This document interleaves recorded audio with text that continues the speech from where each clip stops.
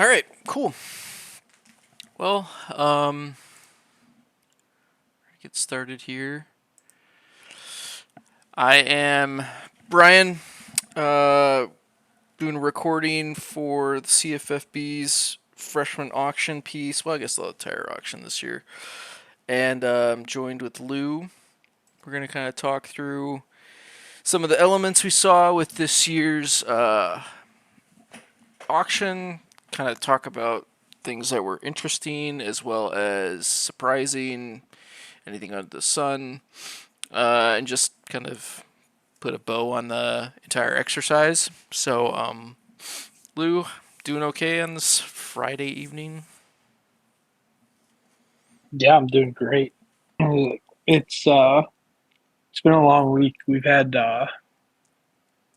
really good weather, so that's really good for smoothies. So I actually canceled. You'll like this. I canceled an event tonight to be here with you instead. Canceled it on a really great weather day. That's nuts. Yeah, but it was more like it was some other event, like 6 to 8. I did not want to be there, so I was just like, yeah, I'm hanging out with Brian tonight. Sorry, that's what I literally sent them that, and they understood immediately. Makes sense. All right, well, let's just kind of jump into it. How let's just kind of maybe set the scene. I think really this year was very interesting overall for a lot of reasons. One, we saw a really, I think overall, the sentiment on this class was it's bad. People seem to have treated it as such and operated with some different elements because of that. So maybe let's start with each of our own impressions of how this class kind of stacks up to previous year's classes and maybe how we each individually operated before kind of diving into what we saw other people do.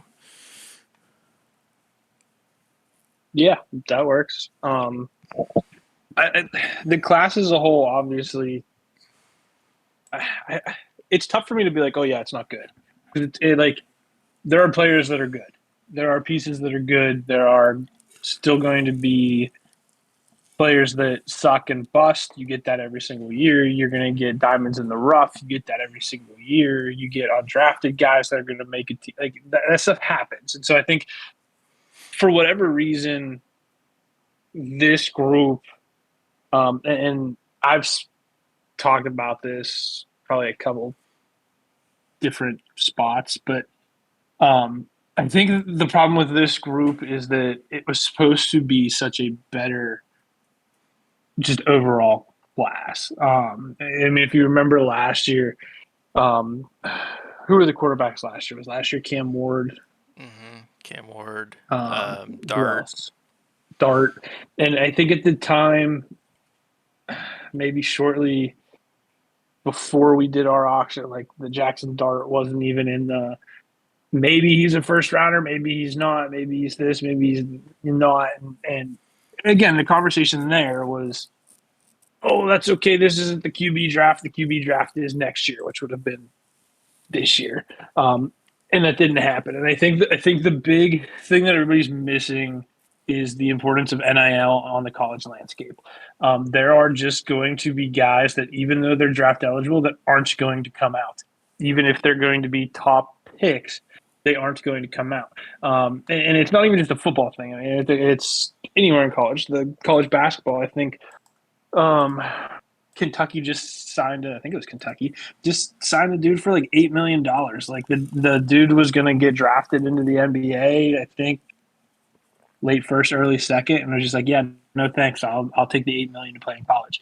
I think we're going to see that a lot, and it's not necessarily not every athlete, not everybody's going to do it, but a lot of your mid tier players are going to do it. Anybody that didn't have a great season is probably going to do it, but I think most importantly, your quarterbacks are going to do it. I think one of the things that the NFL has is an issue with quarterback development. They grab them early, stick them in, they don't let them learn, and then they burn out. And so I don't think at this point, like if you can make the same amount of money in college playing quarterback and take the time to learn, like that's what's going to happen. And so I think that at least hit on the quarterback market is probably one of the bigger factors in this just being a oh so terrible class on paper. Because again, you usually have, I don't know, I think at a minimum, two or three quarterbacks. And when you throw them into Superflex rankings, that spreads things out a little bit, lets some wide receivers or running backs fall, a little further down as teams reach for the need at quarterback. We didn't have that this year, and as a result, I think that that's where everybody got like super, super, super, super stuck on this draft class sucks. I think for this format, it definitely didn't help, but I don't think most people operate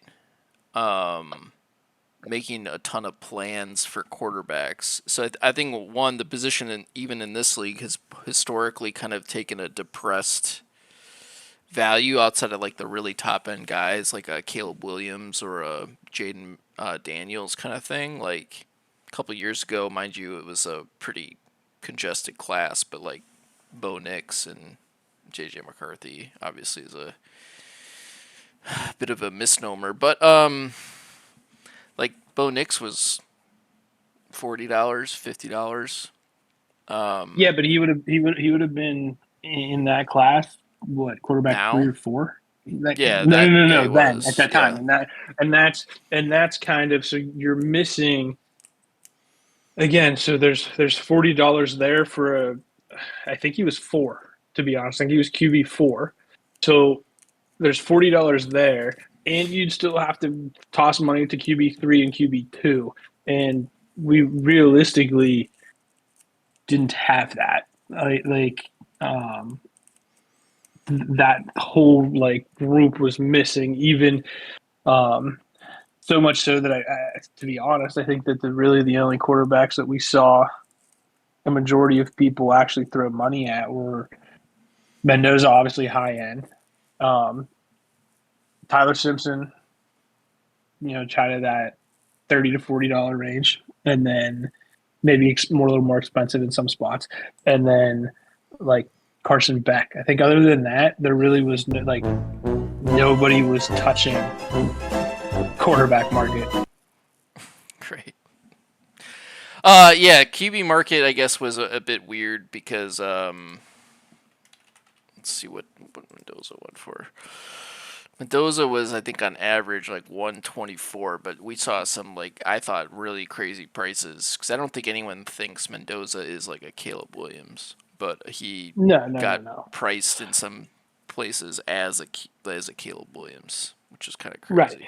Right. But I think that against like when you move that, right? So when you do your Superflex rankings or whatever, when you're missing two, three quarterbacks that would, for the most part, mid first round, definitely early second round, Superflex rank.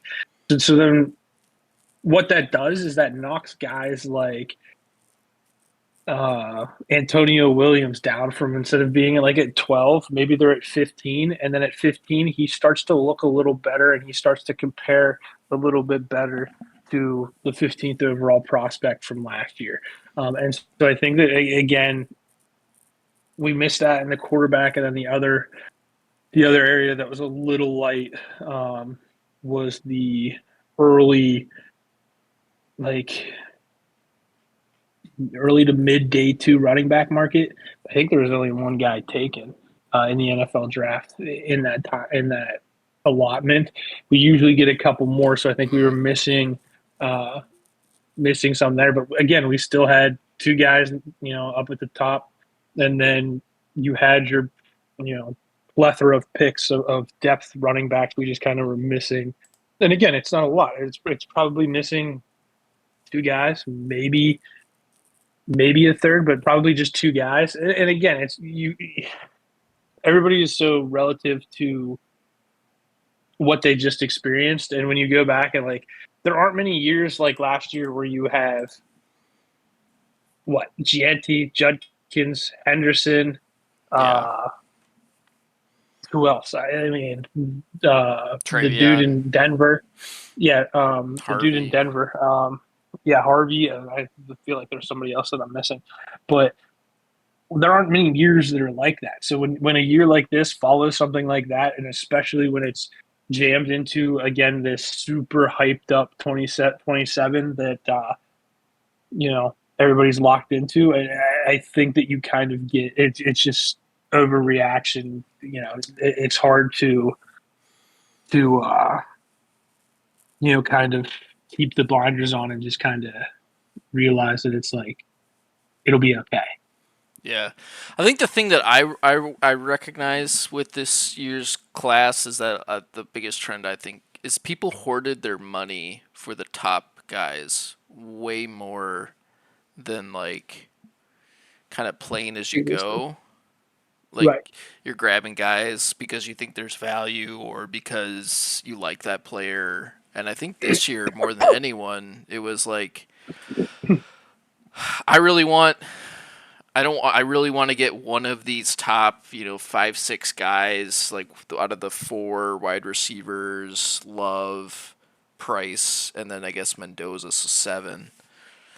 That is like everything pushed your assets towards that. And then if you were left holding the bag, we saw some crazy pricing on like day 2 or 3 of the auction where you didn't have any money or didn't really have you had all this money but no place to put it on like a really good player. So we saw like Katron Allen's, Nick Singleton's, Jonah Coleman's, like all of a sudden just go up to $60 or $70 because there just was nowhere to place that money on like a asset that felt appropriate. So it was interesting. People were looking for places to spend, and I think it'd be interesting if we had like a format where you could carry money over per year and see what that dynamic would have done to this auction in hindsight, because like would I've spent or gone after some of these guys is hard, or would I have like held on to a little more money in the hopes of next year being better? That would have been an interesting like mental exercise to see, but we don't have that, so obviously you got to spend it or you lose it, and people found places to spend it on, but I would imagine it feels like subpar talent. Yeah. I think again, kind of jumping off of what you led with. I'm not sure it was like people felt the need, like, oh, I gotta, I want one of the top guys. I don't think it was a want. I literally think in some spots that it was, again, I don't know how much everybody follows the community, the dynasty community, and what gets said and done there, but like for months leading up into this, it was, hey, this cutoff, there's only 4 guys, and it's Love, and it's the 3 wide receivers, and then Mendoza gets tossed in there, so then it's 5, and then Sadiq is tossed in there, and it's 6, and then um, different guys kind of played into that. Oh, there'll be a 7. Obviously, Jadarian Price getting taken to Seattle Mm-hmm. solidified at 7, and a couple other guys solidified that 8, 9. But I think that it was literally just like there was no focus. Nobody was focused on anything outside that 7. Like nobody took 2 minutes to look at an Antonio Williams or a Denzel Boston or you know any of those guys. Coleman, uh, just really anything. Even Stowers, the second tight end. Um, nobody really wanted those guys, and I think that it was not even that hey, I gotta have this. It was a flat up refusal to settle for anything less. We saw some of the like teams were fighting over, and it wasn't even Love. Like it's Carnell Tate. It was uh, Jordan Tyson, and we saw prices there go into, I don't know. I think there were some 140s, 160s, 150s. yeah. There was some, and that wasn't a result of, oh no, I've got all this money left over. I've got to spend it somewhere. That was, oh dear God, I don't want anything else. I have to get this. And so I think for me, the more eye-opening, surprising thing was the amount of people that refused to pivot off of a top asset. And in Mm-hmm. some spots, and I've talked to you about this on the side, in some spots, it didn't even make sense for the team spending on the top asset. Um, and they just kind of, were hell bent on gotta have Love or gotta have Tate or gotta have this. And it wasn't necessarily, oh, I've got the rebate.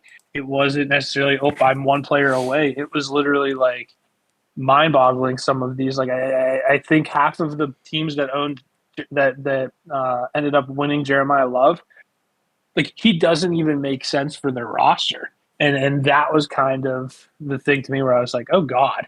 And I think I realized this on day two. I started saying in the chat, I think it was ACC. I said it first and a couple other spots, but the teams that were going to walk away and win this auction are the teams that went, okay, I'm not going to mess with that top seven, just let, or that top six or whatever it is, wherever they had that threshold. I'm just gonna play in this 7, 8, 9, 10 range. Maybe grab some other pieces.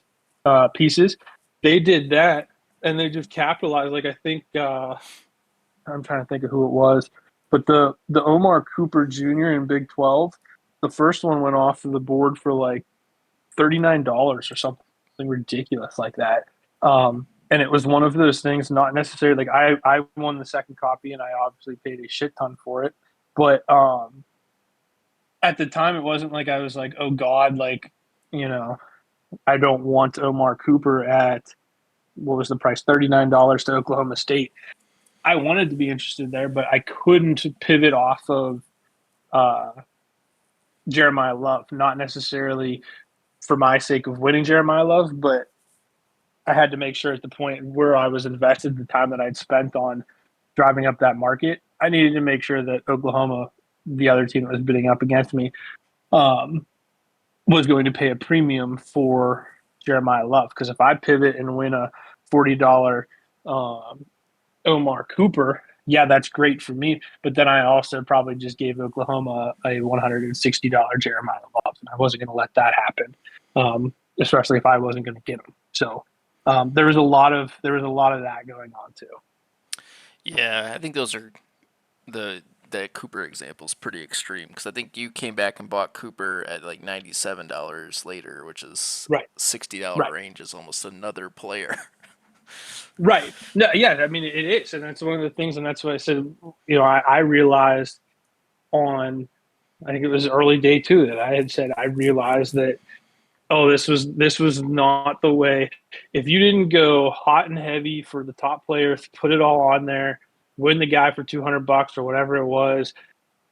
If you were fiddling around then on day two, still trying to get one of those players, you were missing out on everything else. You weren't going to get a deal. You Yeah. weren't going to get whatever, and you were going to potentially risk missing out on the second tier talent because again, it wasn't just you that was going to have money to spend. It was everybody else spending money on that stuff. And I think what in my particular case, obviously I was going to Jeremiah Love. I had the rebate on him. I don't know why Oklahoma was hell bent on having him, but he was. Um, Realized that my pivot was Carnell Tate, who I also had the rebate on, which is a pretty good plan B.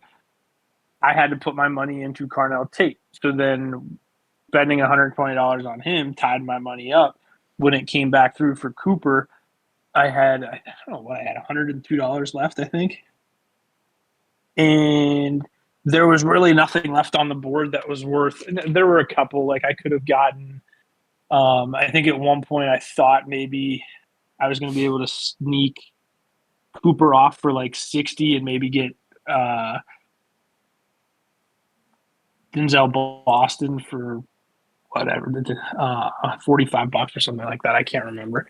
I thought maybe there was a possibility of that happening. And as soon as I think it was Texas started coming after Cooper, I realized I was like, okay, he's going to drive Cooper too high. So now I've got to decide, do I want Cooper or Boston? I chose Cooper and basically had to throw everything. It would have happened the same way. I would have had to either throw everything at Cooper or throw everything at Boston just because that's what the Big 12 board basically had left at that point. Yeah.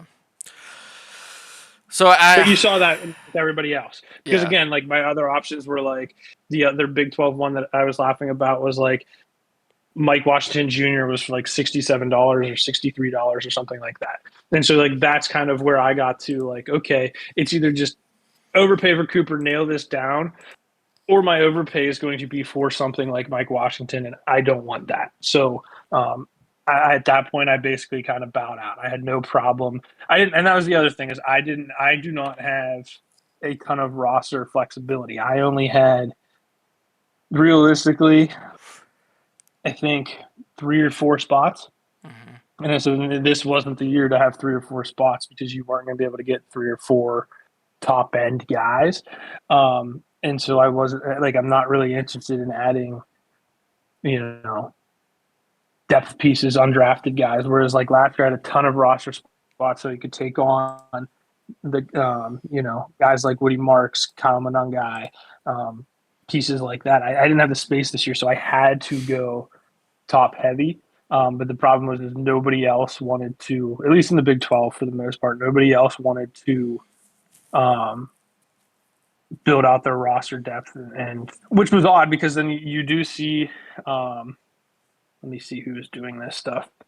You do see some teams like after the fact, um, dropping players like Calvin Austin, Will Howard, um, Michael Meyer, Galen Lane, Arian Smith, Jordan Whittington, just so on and so forth. So basically, like teams are swapping out Keandre Lampert Smiths. Uh, Teams were basically just dropping out their flyers from last year just to Take more flyers. take flyers on guys this year. Which that part, and that's where I was like, "What the hell is going on?" When that started to happen, because it did start to happen. Um, I'm trying to think, there's some other guys where I was just like, "What is going on?" But when that like Keandre Miller getting cut, like I scooped him up because I was like, "What? Why are we cutting?" Again, I know he has health issues and all that other stuff, but um, he was a third round pick 4 years ago in arguably a better draft class. Everybody's bitched about how bad this draft class is, but we're cutting guys with better draft capital in a better draft year that already have a role of some sort, and we're going to take the flyer in the draft class that's down that we don't like with the players that we don't like. And so like that was also going on, which made no sense to me. Yep. All right, well, let's start moving into each individual conference. Mind you, we have, when Lou and I review these things, it is a bit of a cluster to provide feedback on everything. But we do try to take a moment to kind of see how everything is. We're a bit more involved in some auctions due to teams being MIA, and we've had to step in for a few teams this year, unfortunately, and it just seems to happen every year to make sure that we can fulfill and not have these crater of a team where it's impossible to fill them into the future. But a few things we also did this year, we tried a new app that should be shared readily available to kind of help one into the future maybe understand and view different elements of the auction. So you can see in some of the different classes or different conferences, hopefully in the future, what's kind of going on in those spaces. And if it helps you inform your decisions into the future, that should hopefully be nice. But then the other thing is, we thought it's always a fun exercise to kind of see how we've done and kind of put the layer of college football with like recruiting class scores and grades on there to kind of make it feel a little bit more like college football. So some of the stuff you're going to see on the screen is related to that. The scoring and all that stuff is being reviewed and fine tuned, so I wouldn't take too much stock in some of these grades at the moment, but they generally capture a lot of the overall sense of things. But in relation to the ACC was really one where I thought there was a lot of pausing and waiting for that second copy of a player. I think things like Georgia Tech and Louisville were waiting for certain types of second copy wide receivers, or they maybe just relate to the party. and there was this rampant bidding war at the end where there was a lot of value that kind of comparatively came off the board earlier in the auction for teams like UConn and Miami that I think bore benefit. I think some other teams like NC State and was waiting on just Jeremiah Love, and so by that waiting, they're not participating by bidding or putting money on other players, and I think that that always yields a better avenue for teams to get a few early copy players off at a deal. So I don't know if there's anyone from the ACC, Lou, that you thought were good or bad, Um, independent maybe of anything overall. yeah. I mean, just maybe I'm not really paying attention to everybody's total haul, Mm-hmm. but just in terms of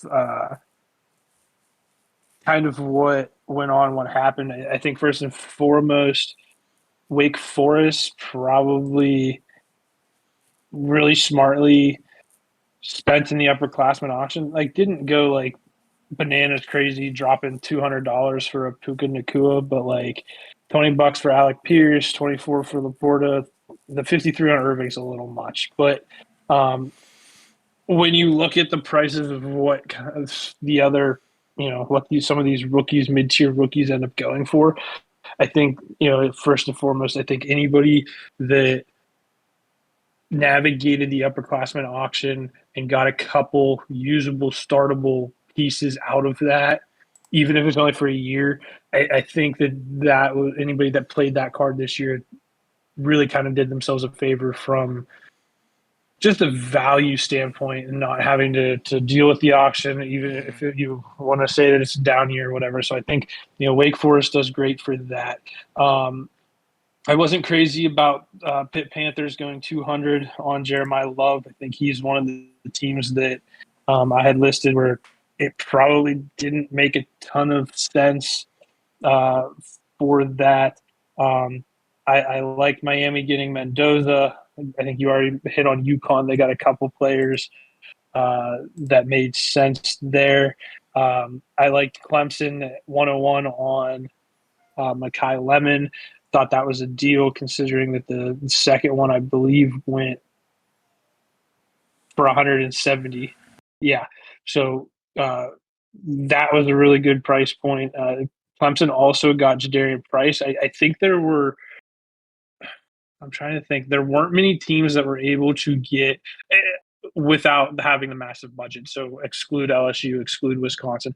I don't think there were many teams that were able to successfully get two of the top seven guys. I don't think there were many that did it. Clemson was one. Kansas State's another. So I thought that Clemson did really, really well there.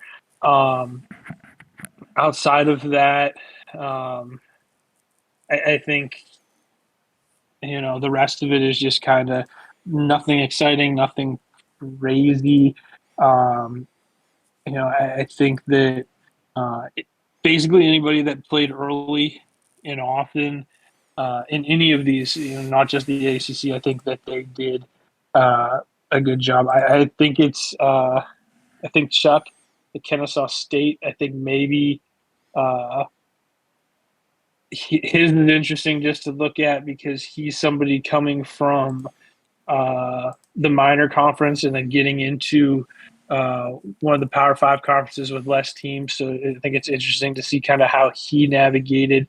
Um, I think some of the players that he added maybe make sense in minor, maybe don't make so much sense in the ACC. Like, and this is starting with upperclassmen. So like Miles Price, Brady Cook. There was a lot of teams bidding on Brady Cook. I'm not really quite sure why. So I think a lot of that was maybe some minor esque things, maybe even like the $25 Jacoby Lane. I think that was a little, but he might have had the rebate on that. So don't quote me on that, but I think that stuff was maybe a little bit more of like a pricing identity issue between the step ups there. But I like the class as a whole, like Sadiq, um, Conception, Coleman, uh, all guys. And again, I think that can help round out a roster. So I think that he did all right too. I think he also needs more of a base. I think North Carolina lost quite a few players last year, if I remember from Yeah, last year. So he kind of needed to spread things out, and like going after one uh, asset or player is not always the best thing. Sometimes you need to lay a little bit of a groundwork. Unlike teams like North Carolina State, who just pretty much threw everything at Love and paid probably one of the highest prices for that first copy. I think it was an interesting exercise. Like Joey was asking some questions, like should I go in on Love, and then threw a bunch of money at it. That first copy, and I think what Jake was asking about during the auction was like, does it make sense to wait for the second copy? I was like, how confident do you think that the second copy is going to be, one, any cheaper, and two, are you sure you're going to get it? Like, that's kind of the thing. If you're waiting for Love or waiting for a certain asset and you're like, is the second copy going to be cheaper? How likely is the second copy of like the most sought after player going to be cheaper, unless the the two teams that are the only ones bidding on them are the two teams, like one team gets it and the other one now has, like, I think what you had Bijan that one year, where I think the right. market was all like soaked up into other players, and then the two, you and maybe someone else, were bidding, or like the market kind of figured itself out and there's just not enough money to go to Bijan at that point. That those things happen sometimes, but it's hard to like prepare for that to happen. So yeah, the Right. Well, and I ACC. think that that's Oh, well, go ahead. sorry, and I think that that's one of the things this year that got a lot of people. Not that it's like, oh, okay, it's North Carolina State, and again, I don't know who he was bidding against for Love, but not necessarily the two teams going back and forth. I think this year what got a lot of people was that there were a ton of teams that were just sitting and watching. Like Georgia Tech sat and watched. Mm-hmm. Louisville sat and watched. Um, and the same thing happens. Well, I'll get to it in the Big 12, but the same thing happens there, where it's like somebody comes out of right field that wasn't a player on the first copy or the second copy, and it's not that they weren't interested. It was literally that they, like there were a ton of teams that were just like, I'm not even gonna, um, I'm not even gonna bid. I'm not even gonna participate. I'm just gonna wait and watch. And I think that that's one of the things like um, Jake asking those questions. I think that that's one of the things that's like, I don't think that that's happened very much as we've done this over the years. I think this is the first year where that's kind of happened, um, where we just saw teams that were like tossing out guys as bait, like like I think it was Jordan Tyson the one time, like somebody nominated Jordan Tyson and like and this was happening multiple times, like, and they weren't bidding any money on them. They're just tossing out $0 Jordan Tysons just so that somebody else maybe goes after Jordan Tyson away from, a Jeremiah Love or from Fernando Mendoza or whoever their actual target was. We saw a ton of that this year. And I think that that's one of the things where it's just like this year more so than any year, like that first copy, like if you're okay spending $200 on it, like just spend your $200 on the first copy and be done. Yeah. Yeah, then it's kind of hard when that's the one player you want, and you're kind of hoping and praying that the one team who maybe has an ability to outbid you just naturally just like comes over the top and beats you. Wish they'd beat you sooner, so that way you can go and move on to new decisions or make a pivot before the board like settles or things change where you're committed to something. Um, But it's such a tough position to be in at that point, because you're like, I really want this one asset, really want Jeremiah Love, but I know this one team who maybe hasn't made the moves yet, or like maybe they get bumped off a guy that's coming off the board sooner. Like they could come back around and knock me off entirely, and then I don't have an out.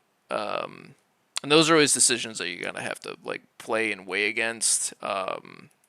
They're pretty interesting. But I do think the overall story of the ACC this year was two teams waiting. We saw incredibly high prices for second copy assets of like Carnell Tate went almost 170. which was pretty rare, and then the Louisville Makai Lemon went for 169. So like, and then there was a Jadarian Price for Duke that went for 168. So clearly at the end, this was stuff that was sitting at the day 2 or day 3 or day 4 of the auction, where it was like, what else am I going to spend my money on? I've got to get something. I'm going to keep throwing it at these prices, and it was just kind of an interesting exercise. And I'm not sure if you were to poll these people that they intended it for that way, or if they're happy that they got them for the price that they did, or if they wish something else happened differently. But that's fine. I think the one team that I wasn't exactly thrilled with their haul was Virginia.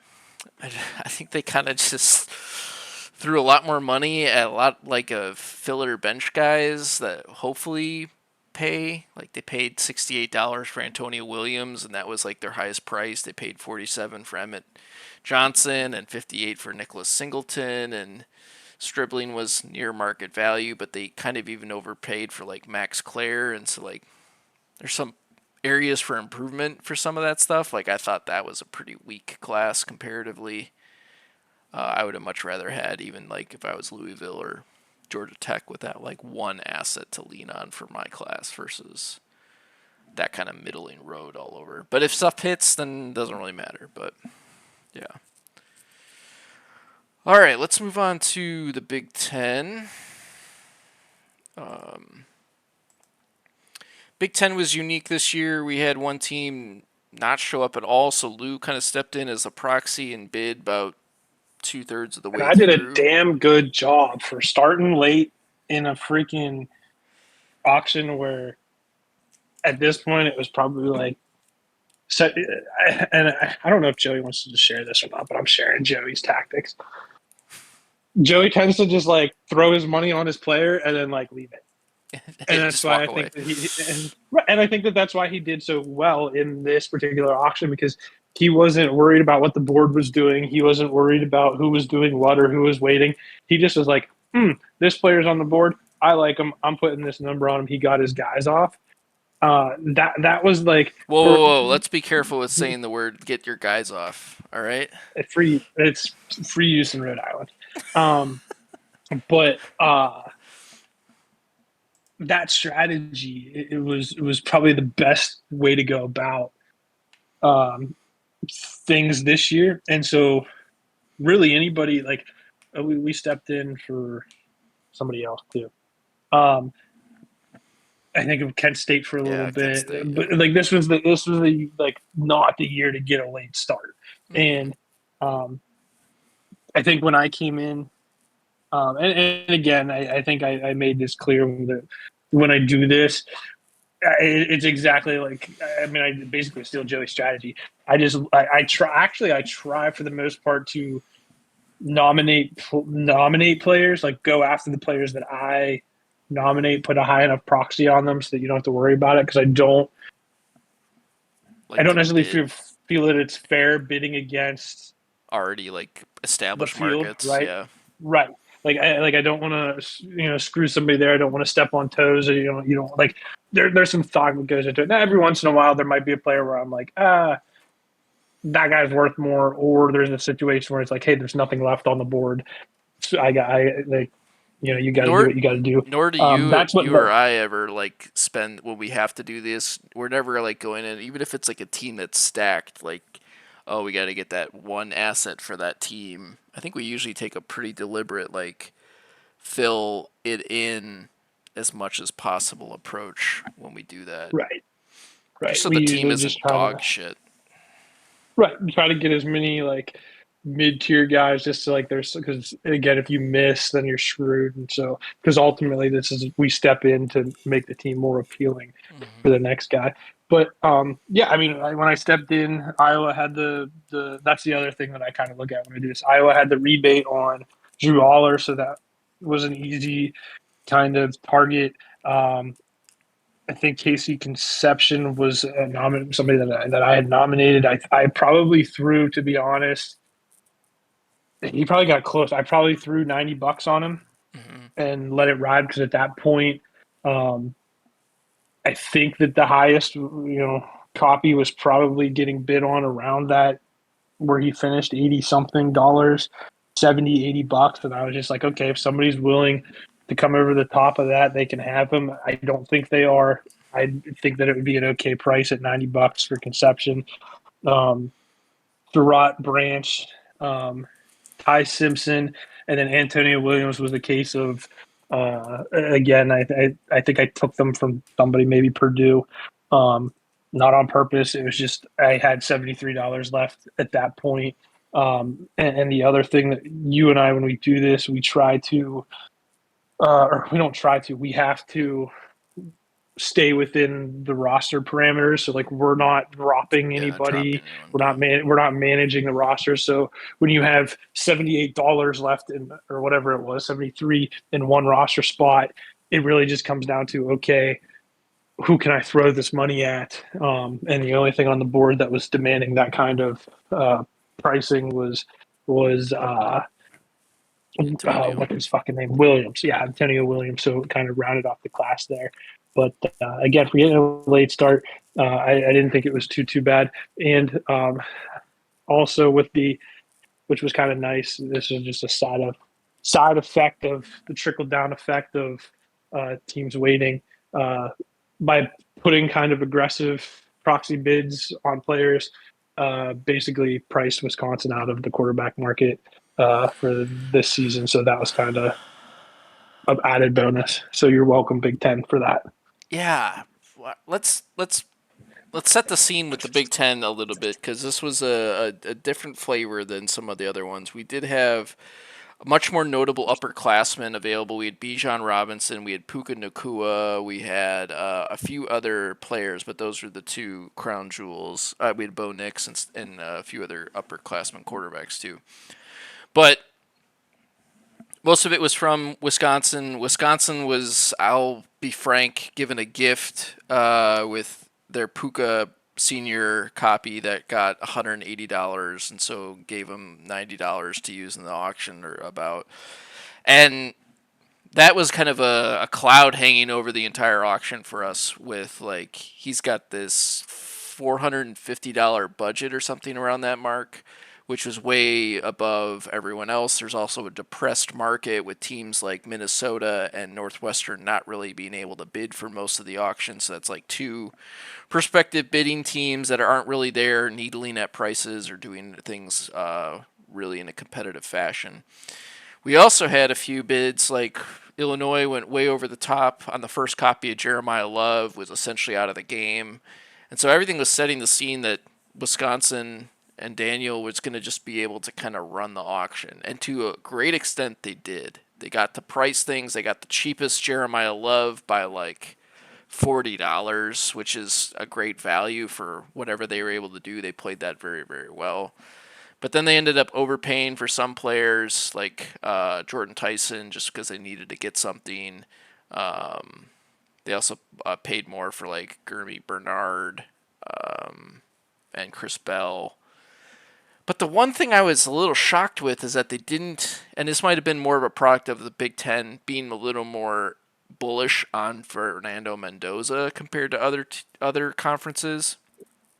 But they didn't get him or Ty Simpson. Ty Simpson went relatively cheap. I think $30 your price with Iowa was the more expensive copy. Michigan State I thought had a really great value with getting Ty Simpson for like $25. That to me is just like screams value for even if he doesn't play for a couple years. Like you get a quarterback that starts for $20, even if he sits on your roster a little bit and gets a shot in a couple of years. Like that's not a bad thing. He's gonna get a shot at some point. So like I thought that was really great for them, but I just couldn't believe that Daniel didn't walk away with a quarterback because you got to start. I don't think you can really build a contending team without a quarterback in this format. Like you can be good.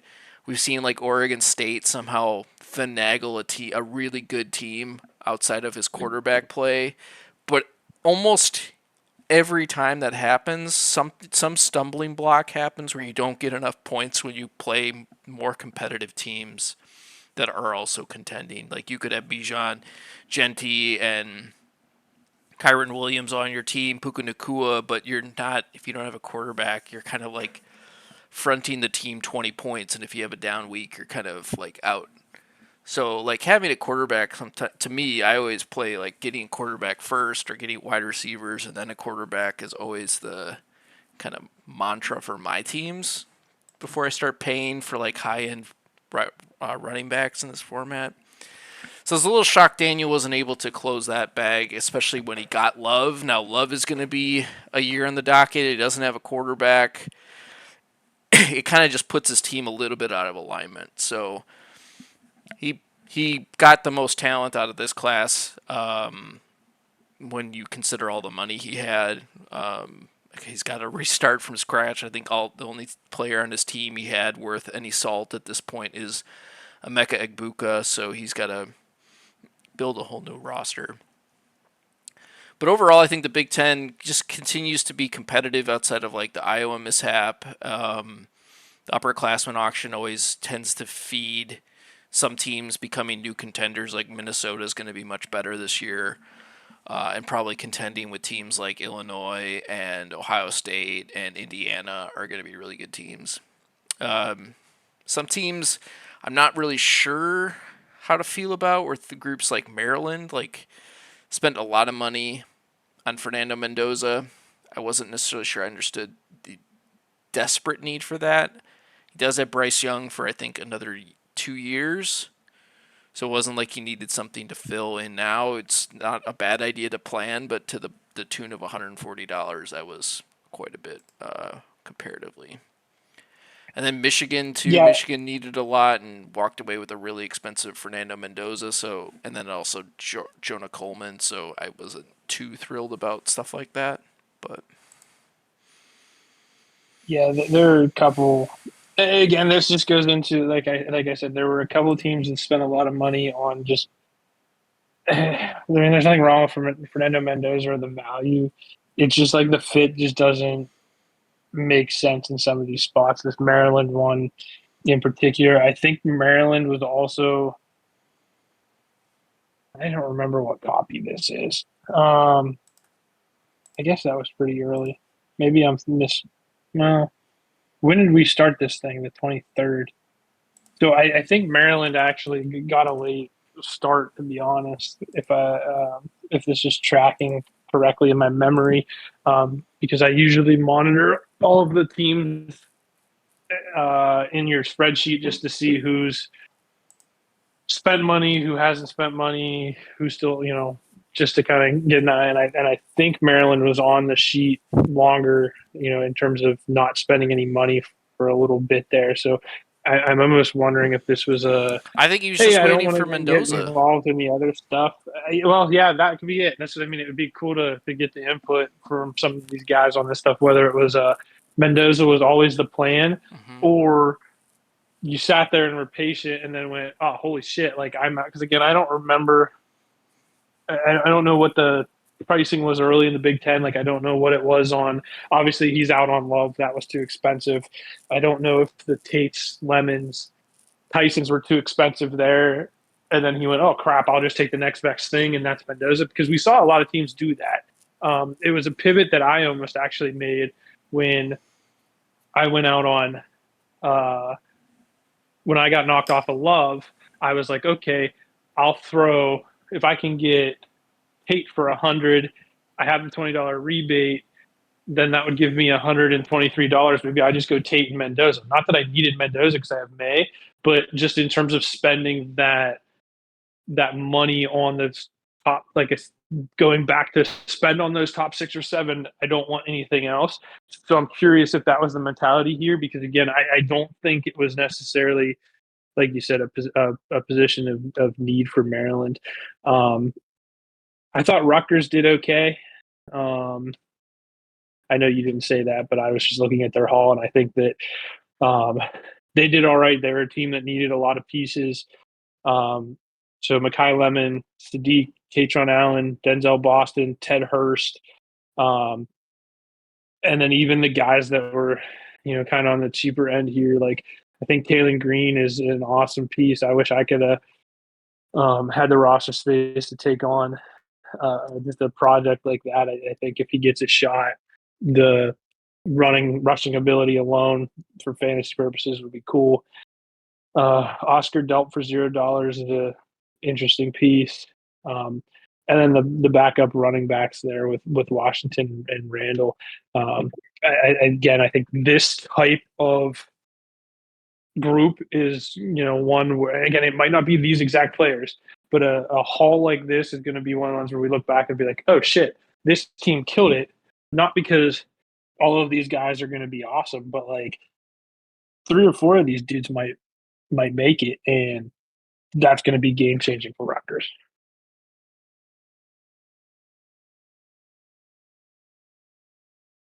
Good talk, Brian.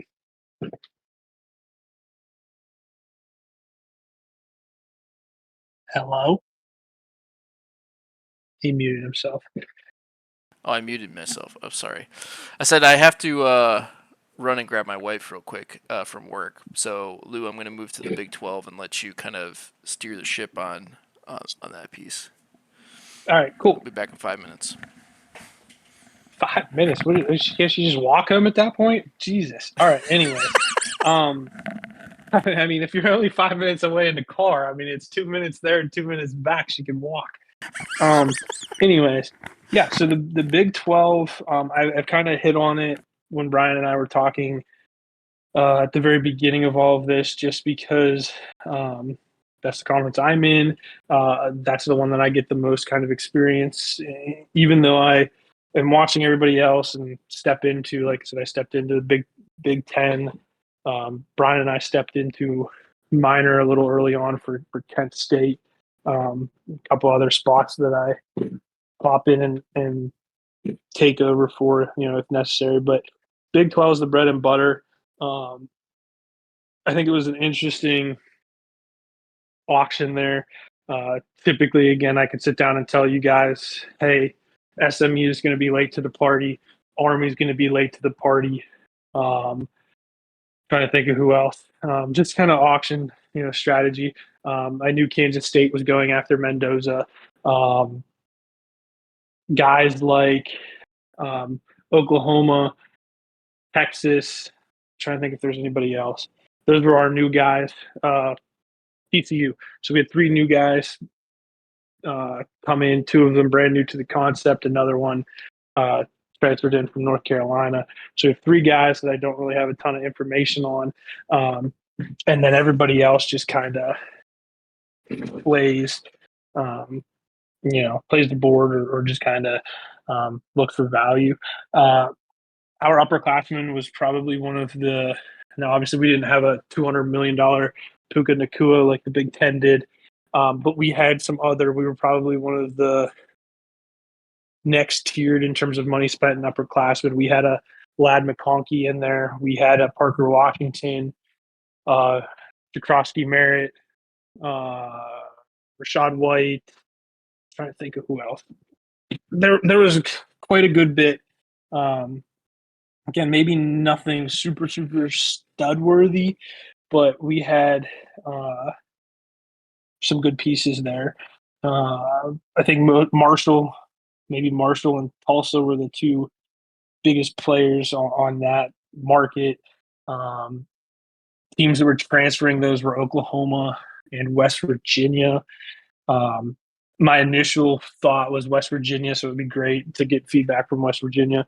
But my initial thought was with West Virginia tossing out the players that they tossed out, that they were trying to get some extra money to go after Love, especially. I think they have one of the stronger rosters in the conference, let alone the league.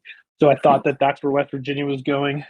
Oklahoma, I kind of got a hint that that's where they were going, but I thought that they were maybe going to look to do more roster depth, and that's not the route they took. But the auction was chaos. It was literally chaos. I was obviously sitting back waiting to bid on Love. Oklahoma was sitting back. Texas Tech sat back. And then you have Army and SMU who always sit back. So that was 5. I'm trying to think of who else sat back. There was somebody else. But anyways, there's five dudes sitting back watching. Uh, Tulsa was a Tulsa and Marshall were effectively tapped out of the love market. They didn't have enough money. So again, you have at that point 7 people that are just not doing anything. Uh, Made it kind of crazy. We saw a lot of deals early. I think trying to look. I think that's where Kansas State stepped in. They got an early. Yeah, he got an early Mendoza, $93. I think that was the cheapest in the league. We saw some other really cheap spots. TCU uh, obviously greatly benefited from the Big 12 just sitting and watching. Got a KC Conception for $80. Antonio Williams for 32. Um, I'm trying to think of who else got good pricing. Oklahoma State, I had previously mentioned, got the Omar Cooper for 39. They also followed that up with a Darian Price for $83. So Oklahoma State killed it just on a pricing standpoint on those two guys alone. I don't know who else he. Whoops, that's SMU. Who else he got? Price, Emmett Johnson, Cooper for 39, Zachariah Branch for 28, Brazel for 32. So those guys I'm okay with, and it's not crazy. I would have liked to maybe see him do, a little bit more, you know, with the extra money he obviously had from getting a massively discounted price and Cooper. But all in all, a pretty good haul for Oklahoma State. Um, I think West Virginia was another really good one. I talked about. I thought they were going to be on Love just because the roster is so good. He went with roster depth. I don't know if that was a planned pivot or the plan from the beginning. But he got Tate for 109, which was cheaper. The copy I got, the second copy was 120. He got a Ty Simpson for 26, Boston for 58. Emmett Johnson for 44 is probably a little too rich for my blood, but again, at that point, I don't think there was much left. Um, then he took a bunch of guys for $0, and a Jacoby Lane for 15. So West Virginia, pretty good haul there. I talked about Taylor, Kansas State. I really liked his auction just because he had Mendoza for $93. And this is one thing I think Brian started to hint towards this. He didn't really hammer home this point, but he was talking about how teams with these second copies, if they would be happy with their price point or if it was just kind of what it is. I think Taylor was one of those that's super happy with the price point, and it also is what it is. The first copy of Price, like I said, went for $83 or something like that. He paid 110 for his second copy, but I think that he also valued getting Mendoza cheaply and then also wanting Price. And even if he got Price at a halfway decent value, there wasn't going to be enough money left for him to spend on anything to be excited about. So I think that Taylor actually probably would have been thrilled to get Jadarian Price for, $130, $140, whatever. Because again, I don't think that he was going to necessarily that $20 that he has left over, whatever it is, he's not getting anything of value at that point. Because again, when your Mike Washingtons are going for $63, like $20 is not going to buy him anything. So I think that he just kind of was just like, hey, I'm cool. I needed a quarterback. I've needed a quarterback for 3-4 years in the format. I finally got one, super cheap copy. Whatever else I get, I'm just putting it all on that and done. So I think Taylor did great with that. I think he also Teams, valued Price as like in that top 6 tier. So I think he was happy from talking with him. His perception of yeah, landing 2 top 6 players was all he wanted to do, and I think he said he accomplished that. So he didn't care what else he got, which is why he's even upset right. with this B- class grade. Well, and that's the thing is that grade doesn't take Yeah, it into doesn't how many reflect that. roster spots you have or what your needs are or what your roster looks like. I think Taylor killed it just from a value standpoint on Mendoza. And then also, like I said, there were not many teams that were able to get two of the top six guys without having the extra budget. So I think he killed it. I think uh, some other teams that did like I liked West Virginia. okay. I think, Yeah, that's I talked about them. I think he was one where I thought he was going to go all in on Love just yeah, based on the roster, and I don't know if that was the initial plan because he was trying to transfer. He was the one that he was tossing in like Rashad White, Corey Krosky Merritt. I think he tossed in a Khalil Shakur. Um, I'm trying to think of who else. Maybe one other player, maybe not. But he was trying to toss in some players just to get a couple extra bucks, and that made me think he was going Love. And I don't know if I just read that wrong and that was never the plan, or if he pivoted pretty early once he realized the value. But he did great. Cincinnati was another. And not fantastic, not but like there are some good pieces like what he got like Sadiq Conception, Chris Bell will be an interesting thing. Ty Simpson, it's a little much. 56 is probably a little higher than I'd want to be, but again, the makings of like if a couple of those guys hit, yeah. like Cincinnati does pretty good there. I really liked Oklahoma State. I don't know if you mentioned Yeah, them, but yeah, like yeah. the That was my Cooper number Price, the one. Jadarian, Zachariah Smith, Brazel, like that's Zachariah Smith, Zachariah Branch, brother. sorry. Yeah, Um, thank you. Um, yeah, so that's what I kind of said. I wasn't crazy. I'm not crazy about Emmett Johnson Yeah. um, and stuff. Like I would have liked to see Emmett Johnson and Cade Klubnik like combine that. That's another 26 and see if you get something because again, all of his stuff's won on Sunday, May 24th and Tuesday, May 26th. I think so. Like he was discount bargaining while everybody else was fighting over big stuff. So I would have liked to see him just kind of like clean that up a little bit. But again, it's not bad. He did um, relatively well. I just would have liked this because again, he got such a cheap Jadarian Price and such a cheap Omar Cooper Jr. that I would have liked to see him like really show that, like get something where you'd be like, oh damn, he almost got three in the top eight or something like that. You know what I mean? Just something that screams like I've fucking hit a grand slam because I think that he was set up to do that. And it just kind of was like, oh, okay. But like again, he did really really well. Teams that I didn't like, and Army. I never really like yeah these guys.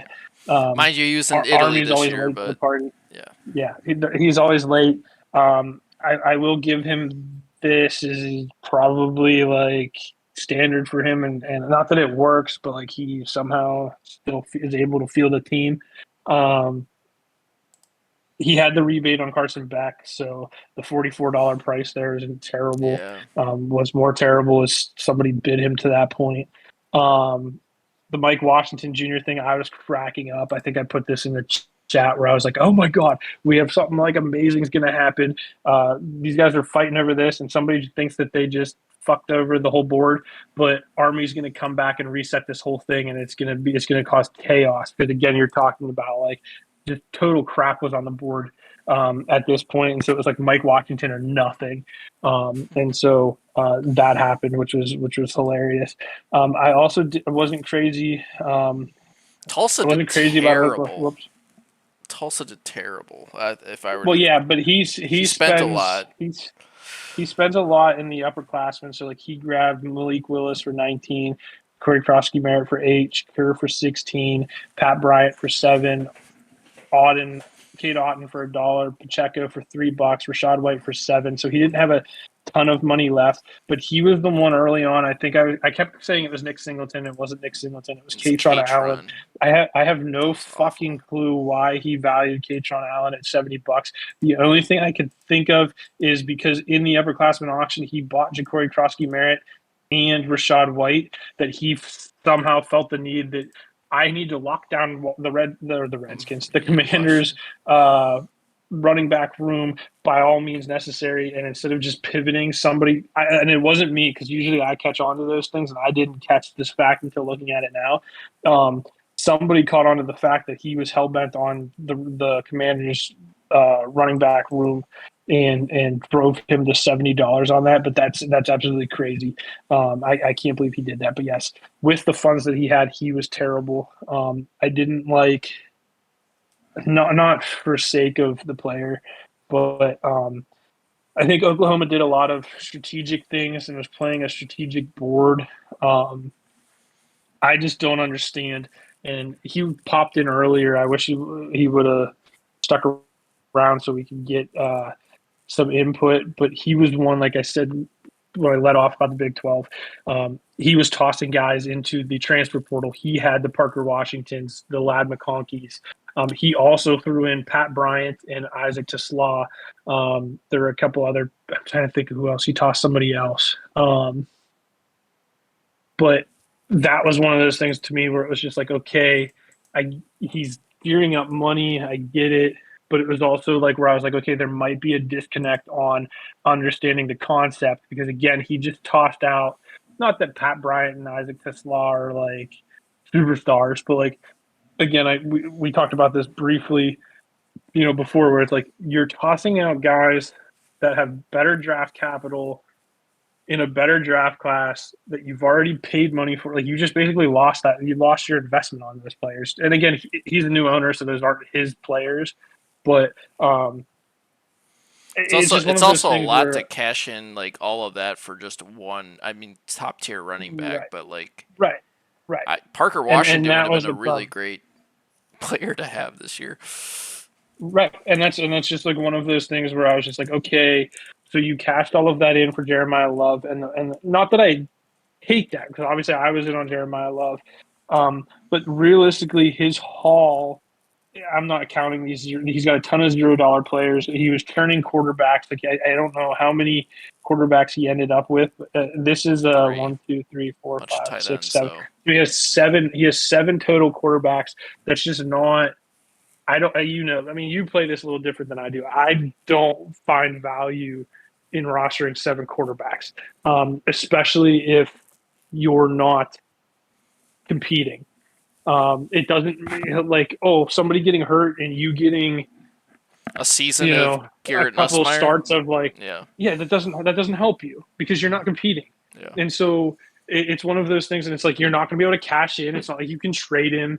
If you transfer him next year, well, guess what? Mahomes isn't hurt anymore, and whoever else, you know what I mean? Like, so like that, it just doesn't make sense to collect that many quarterbacks. Um, I feel almost that as if Robbie gave him that advice because I think Robbie also likes to hoard the quarterbacks. Um, so on top of hoarding the quarterbacks, he really kind of brings home Jeremiah Love at 202, Ted Hurst at $8, which I fucking love. I'm pissed that he got him for $8. Um, the Drew Aller for $11 is whatever. Again, the quarterback thing. That's a little. I mean, Drew Aller does have some like mystique to him and like some hype before, but he's also a fourth round quarterback. I'm not sure I'm wanting to spend Right. $10 on him. Yeah, I just, and again, I don't know. He might have I don't know who has the rebates or not, but I don't think he did. Mm-hmm. He might have. Who the fuck knows? Nick Singleton at 38 isn't terrible, but again, I just think that where the roster was at before this thing started versus where it is at now, he basically made his window this year. And had he done things differently, his window would have been this year and next year. So he basically, even though he got the best player, the younger player, he shrunk his winning window because he would have had Lad McConkey for this year and next year, and Parker Washington for this year and next year.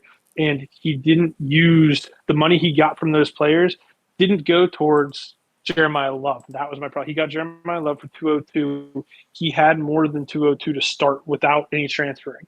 So the money that he got from his transfers went to Nick Yeah. Singleton, Drew Aller, Will Howard, Cole Payton, and Chigo Conquo. Like, that's where his transfer money went, and that's my problem with what Oklahoma did.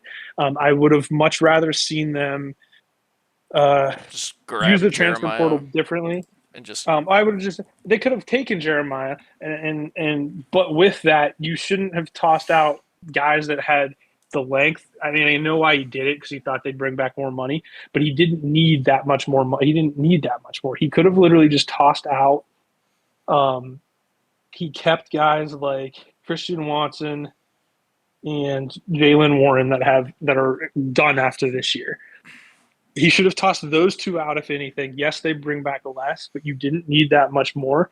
And you now have your starting lineup is yeah, that's a Cam great point Ward, with Watson, Cam especially. Ward, yeah, Cam Ward, Gibbs, Love, and then you would have still had Lad McConkey, Parker Washington, Malik Neighbors. Um, I don't know who else. There's some other places. Ted Hurst. Like you'd have had a better core. Now the problem is on top of losing Lad McConkey, Parker Washington, you're also going to lose Jalen Warren, Christian Watson. Who else? Uh, Chigo Conquo, who he Yeah, just bought. Pacheco. Um, you're losing that next year, which means you've got to now fill like so many roster spaces. You're going to waste Love. So he basically, and again, it is what it is. Um, I think that he probably feels he did really, really good, and he might have. I mean, who the hell knows? You know, cards can go any way, but it's just one of those things where, again, I led this off by saying half the teams that bought Love, it doesn't even make sense. This is one of the rosters where it doesn't make sense because his starting lineup right now is Cam Ward, Jamar Gibbs, Jeremiah Love, Jalen Warren. Jalen Warren, Malik Neighbors, whose injury thing is now somewhat concerning, Christian Watson. So that's what, through six? And he's got to have two more starters, and it's going to be from Chigo Likely. Conquo. I bet Who? likely Isaiah Likely. I bet he Oh, yeah, gets a Isaiah run. Likely, Chigo Conquo, and then Probably you've got to Pacheco. pull from like Tyron Tracy, Sean Tucker, Kamani Vidal. Like that's not going to compete, and that's kind of you know the unfortunate part. There's just Yeah. he missed the ball on Parker Washington and Lad McConkey because again that roster becomes so much better if he kept those guys. Um, and kind of piece this together. And so Yeah. I think it was a roster that took a step back and is going to take a step back next year. And he can't even from how he did it, he's not even going to be able to redshirt Jeremiah Love. He's going to have to play him, Hmm. and so you're going to just lose probably 2 years of Jeremiah Love before fix what you just did. Yeah. But yeah, no, I think that's. I don't know if I talked about TCU. I'll do it real quick because he was new. Um, really liked his um, really liked his haul. Casey Conception, Antonio Williams, Zachariah Branch, Chris Bell, Eli Stowers, Elijah Sherratt, Kalen Black, Bryce Lance.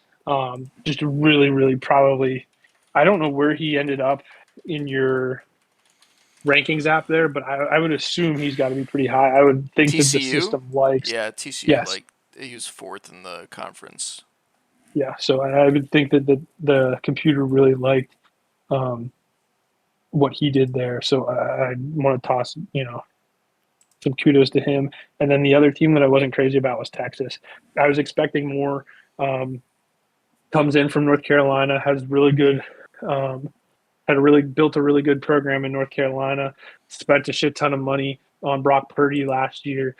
So I was expecting this aggressive, you know, got the auction down Yeah, pat type style. But Texas Um, is like Texas made a lot of missteps over the years, and I don't necessarily hate what Dino did this is with Texas. no, but I think that it was one of those. He got a late start, and again, I don't know if it was planned or just happened that way. I don't mind the Boston for 45, the Jonah Coleman for 42, or even the Antonio Williams for 43, where I start to kind of fall off the wagon. It's just like he started spending on a bunch of, and again, this is from being in the auction room live. Hmm. So like you probably don't pick up on this, but when he was doing some of this, there, like he basically, like, again, so he was the one that fought me on Cooper, drove me, and realized that I was locked in on that I had become locked in on Cooper, and so he pushed me out on Cooper to $97. So he had 100 and some dollars left at that point, and instead of pivoting, and I can't remember who the players were, he basically just went, okay, I fucking fucked Lou. He's at $100 on Cooper, and instead of just spending it, he like broke it down immediately. And so then he started throwing, like he did the $26 Desmond Claiborne, he did the $1 on Xavier Thomas, he did the Deshaun Stribling, and again there might have been he might have originally started on different players and then just got outpriced on them, but Taylor Kent State, Kansas State, had messaged me as soon as that happened on the board and was like, "Oh my god, I can't believe that Texas just went after you, didn't attack anything else on the board, and then Just broke it gave all up. down." Yeah, just gave up. Yeah, and that was one of the things where it was just like, and again, I think he said, after the fact, he's like, well, I would have much rather had Cooper at 100. He didn't have the money. I had more than him, so he would have much rather had Cooper. But this is why I was like, I can't have this. I'm not going to put a $26 I don't even know how to say it. I call him Desmond. It's not Desmond. There's no S. Demond Claiborne, like the Kevin Colemans, uh, Amari DeMarcado. Like, I'm not putting that shit on my roster. So that's kind of why I was like, I have to go all in on Cooper, because it got broke down, and that's kind of what it felt like. Was Texas was kind of like, oh damn, like I missed out on Cooper. He was the last big piece on the board. I'm just kind of like mailing it in, and that's just kind of what it felt like.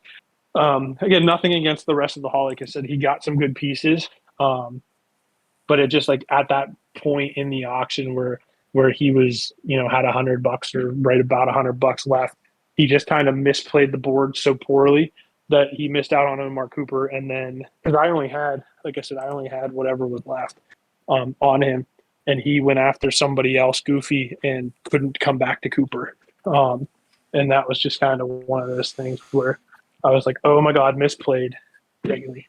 But yeah, Big 12. Yeah, let's Pac let's 12. let's move on. Pac-12. Yeah, that is Pac-12 is again once again showing its colors where the biggest asset in existence. Two teams are waiting for it. It's been the same mantra. Last year was Genti, where Air Force and Oregon State were waiting on the player, and that was all they were going to spend their money on. They were both contending teams. This year, Colorado State and Washington put all their chips in on Jeremiah Love. I think they both expressed absolute disgust at this class and thought that Love is the only asset worth getting. And it might fit their team and their prerogative. I know we'll see what LD in Colorado State does because I know they had Judkins and the broken leg, but both teams are pretty good, so I don't necessarily disregard that action. Washington, I think last year was a borderline playoff team. Colorado State might have been too. And so they both needed a running back. I think Jeremiah Love gets paired with Travion Henderson of Washington, and then I think let me see, LD had. I think it's just mostly Judkins. So hopefully Judkins comes back, but he's got C.J. Stroud on senior and Malik Neighbors and Puka Nakua on their final year. So this might be one of the last hurrahs for Colorado State, so I could see why they wanted to go all in.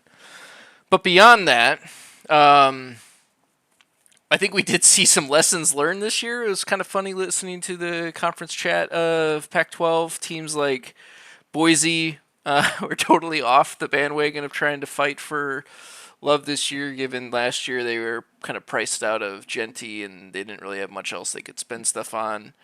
I think we saw outside of the Love spending some pretty balanced pricing across the board. I didn't think anything was too egregious, if I can recall. Does anything strike out at you, Lou? No, I mean, I think that this is probably though the Outside of some backup running backs, it looks like. in first time in a long time where the Pac-12 had a full conference of participants. Yeah. Hmm. I think that again, the Pac-12 for whatever reason has been the one of it might be the most. I'm not sure. I don't track this, but the most turnover year to year for new owners. Um, we've had some pretty bad people, not people, the good people, but bad owners. Um, in the Pac 12, like USC has been dormant for years, and that shows on the roster. You have a new owner in there. Um, UCLA was tough for a while. UCLA was tough to get, but UCLA new owner Clayton did great, great things last year, um, even while being heckled by Oregon State. UCLA did great things, and I think they followed it back up with another really solid auction class. Um, BYU is another one where I think we were on our third owner in Yeah. just as many years. Um, so to finally get hopefully some stability into the Pac-12, and I think that shows because you definitely are 100% right when you say there have been some heavy hitters in that Pac-12, the Oregon States, the Colorado States, the Air Forces for really probably since we started this thing, and so to finally see that those auction prices stable out um, and the activity stable out is a good thing because it doesn't help when you have, especially when they're for whatever reason they're all in that Pac-12 conference. When you have three or four teams every year that are inactive, the other teams, even if they're not trying to, are going to get an advantage. Yep. So I think that was probably the one of the greatest things about the Pac-12. I did love UCLA's Ty Simpson 28, another cheap Jadarian Price $93. The Mike Washington's Emmett Johnson. It is what it is. But again, if you like those guys, those aren't terrible prices.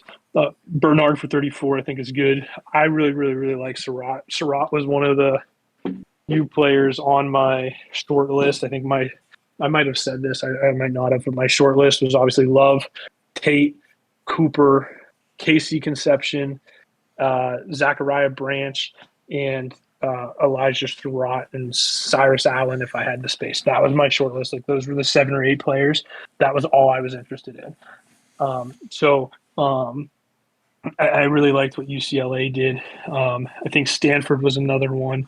Oh, Stanford was another a New newbie. one. Another Yeah. That's another one I think we're on again. So again, that shows the advantage that some of these guys that have been in the Pac-12 from the beginning have had over the rest of the league. So again, Stanford wasn't like crazy sexy by any means, but they needed to do a lot. Like they were stuck between a rock and a hard place. They had I think if maybe he had the chance to do this ever, he maybe would have taken advantage of the transfer portal a little bit more aggressively. But again, as a new owner, not really knowing how that's going to unfold. But I think that Stanford was kind of between a rock and a hard place.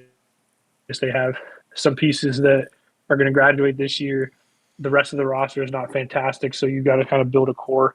And I think grabbing, a uh, Gunnar Helm, Nick Singleton, Kalen Black, Stribling, Max Clare, Jonah Coleman, Caleb Douglas, Denzel Boston. Um, again, nothing crazy, but I think it's just hopefully the hope here is that you get and hit on a couple of those guys, um, and that would be fantastic for Stanford. I think other teams I really liked. I liked Utah. I thought they played the board pretty well. Like Grimmy Bernard for $16 was a pretty good steal for that price point. He also got a pretty decent priced Jordan Tyson, and then I think another team I really liked was I liked Wade and Washington State. I thought they did a pretty good job. Got Stowers, Carson Beck, got a pretty decent price, especially in the Pac-12. A Carnell Tate for 107 and a Cooper for 69. I think all of those were like really good value for a conference like the Pac-12. I really like that class. Um, and then I think out of this, I think Jim with Boise just threw it at all at two players, which I don't necessarily hate. And obviously, he overpaid to get those two players, but Boston and Mendoza. So I imagine he was probably going in hard for Mendoza for a while, and then pivoted or just threw everything that was left at Boston and see what would stuck. So clearly Yeah, looking good that at would be my two guess. Is players. he was very similar to Kansas State. Needs a quarterback. He's one that likes to go aggressive every year, so I would imagine he probably had it all on Mendoza, and anything else that was left over, he's happy, with whatever he gets. Um, but Yeah. again, I don't hate it, but it's just like one of those things where I think that could have been better off just getting some depth because these are teams like Boise, Colorado State, Oregon State. I'm trying to think of who else plays like that. When you do this on repeat year after year, you're eventually gonna get crushed because you have no roster depth. And so that would be my only. Now, if Boston hits, this is great. If he doesn't, then it's just like, okay, you probably should have just broken that down to increase your chances on hitting on something. But yeah, no, again, I think that Fernando Mendoza was his prize, and anything Mm-hmm. else is just icing at that point. Um, I think, um, I didn't necessarily love USC this year. I think it's a new one, and they were trying to figure out the format, but they paid a lot on backup running backs. yeah, that was the thing. Like Coleman, Singleton. again, if some of those guys have some value, maybe you don't. Maybe it's not and that's the thing is USC is so bad, and I've said that this team is so bad, and again, they have some pieces. Don't get me wrong, but like Doesn't really there's not mesh. much. Like Yeah. it's bad. And so I think one of the saving graces is he grabbed Jonah Coleman. He has RJ Harvey, so I think he's got that situation locked down there. If really the only thing he needs is like if Nick Singleton takes any type of role, that'll be great. The Demond Claiborne, he's one that people tend to like as a future value. Um, I think that it was just one of those. I think what might save him is the fact that he went after Eli Stowers. I God think that might be. damn. Uh, Sorry, I was what do just you? getting stuck on Cal, and I remember Cal before Mark took over. Mark Anthony took over this team. It was dog shit, and he's really rehabilitated this team. I was just like looking at it, and he's done the I thought the same. dog shit was his work, his doing. I could be wrong. No, I no, don't. I no. It don't. was not his doing. He took over this team, and it was bad. And he, over the last couple of years, has like rehabilitated it. And I really like this class. Looking at all the prices that he got for the amount, because I'm sure he didn't have this chasm of a budget. I think he only had 210, so that's pretty average. But Conception, Simpson, Williams, Branch, Beck, Katron Allen was an overspend, but I imagine that was at the end of the auction. And then Demond Claiborne was another one that was probably at the end of the auction that probably tanked some of the value. But like those first like five guys were pretty solid pricing, especially Williams at 18. That's nuts. I really like that. I think it fits his team really well. I think he's got just a ton of depth. He doesn't have like a Gibbs or a Bijan or anything, but he's got like 100 point, 200 point players all up and down that roster that he can like fit in that are going to fit his team for the next couple of years with like Fannin, Warren, Odunze, Matthew Golden. You know, he's still got Kenneth Walker on his team this year and some other spots. So I think he's in a really decent spot to be kind of sneaky good this year. I'm kind of excited for that. Cool. Well, that's kind of the Big 12, big Pac-12. Um, I don't know if it's going to change the landscape of any of the like teams that are going to be really good this year. You'll probably see Washington, Air Force, Colorado up at the top again. Same with Oregon State, but Some of these teams that have been historically bad are starting to pick it up, so that's kind of exciting to see. All right, SEC. This one's always a treat to do. They're often very competitive, and they had a very unique auction this year with the quarterback market was a one of one in terms of uniqueness. They had I forgot what the price was, like a $90 Tyler Shuck, an upperclassman that was just probably set the scene on what to expect. Where I think Alabama, that's why they're probably lower in the freshman recruiting class mark, but they spent a lot on Tyler Shuck. I think to solidify some QB depth and then maybe plan for some early class declare stuff. And then I think also we saw some pivoting around Jeremiah Love. This conference loves to spend a lot of money on high end players, especially teams like East Carolina and Arkansas and groups like that. But they also had this year a ton of other upperclassmen transfers with like Tyler Kraft out there. Kyron Williams was available. And that gave a lot of money to Luigi, who I think scored and graded as the best class overall, but did have like $330, I think. So yeah, Luigi I think did pretty good in building some more depth, especially after vacating a bunch of players. I think you got like Ty Simpson and Sadiq and Stowers and a bunch of quality players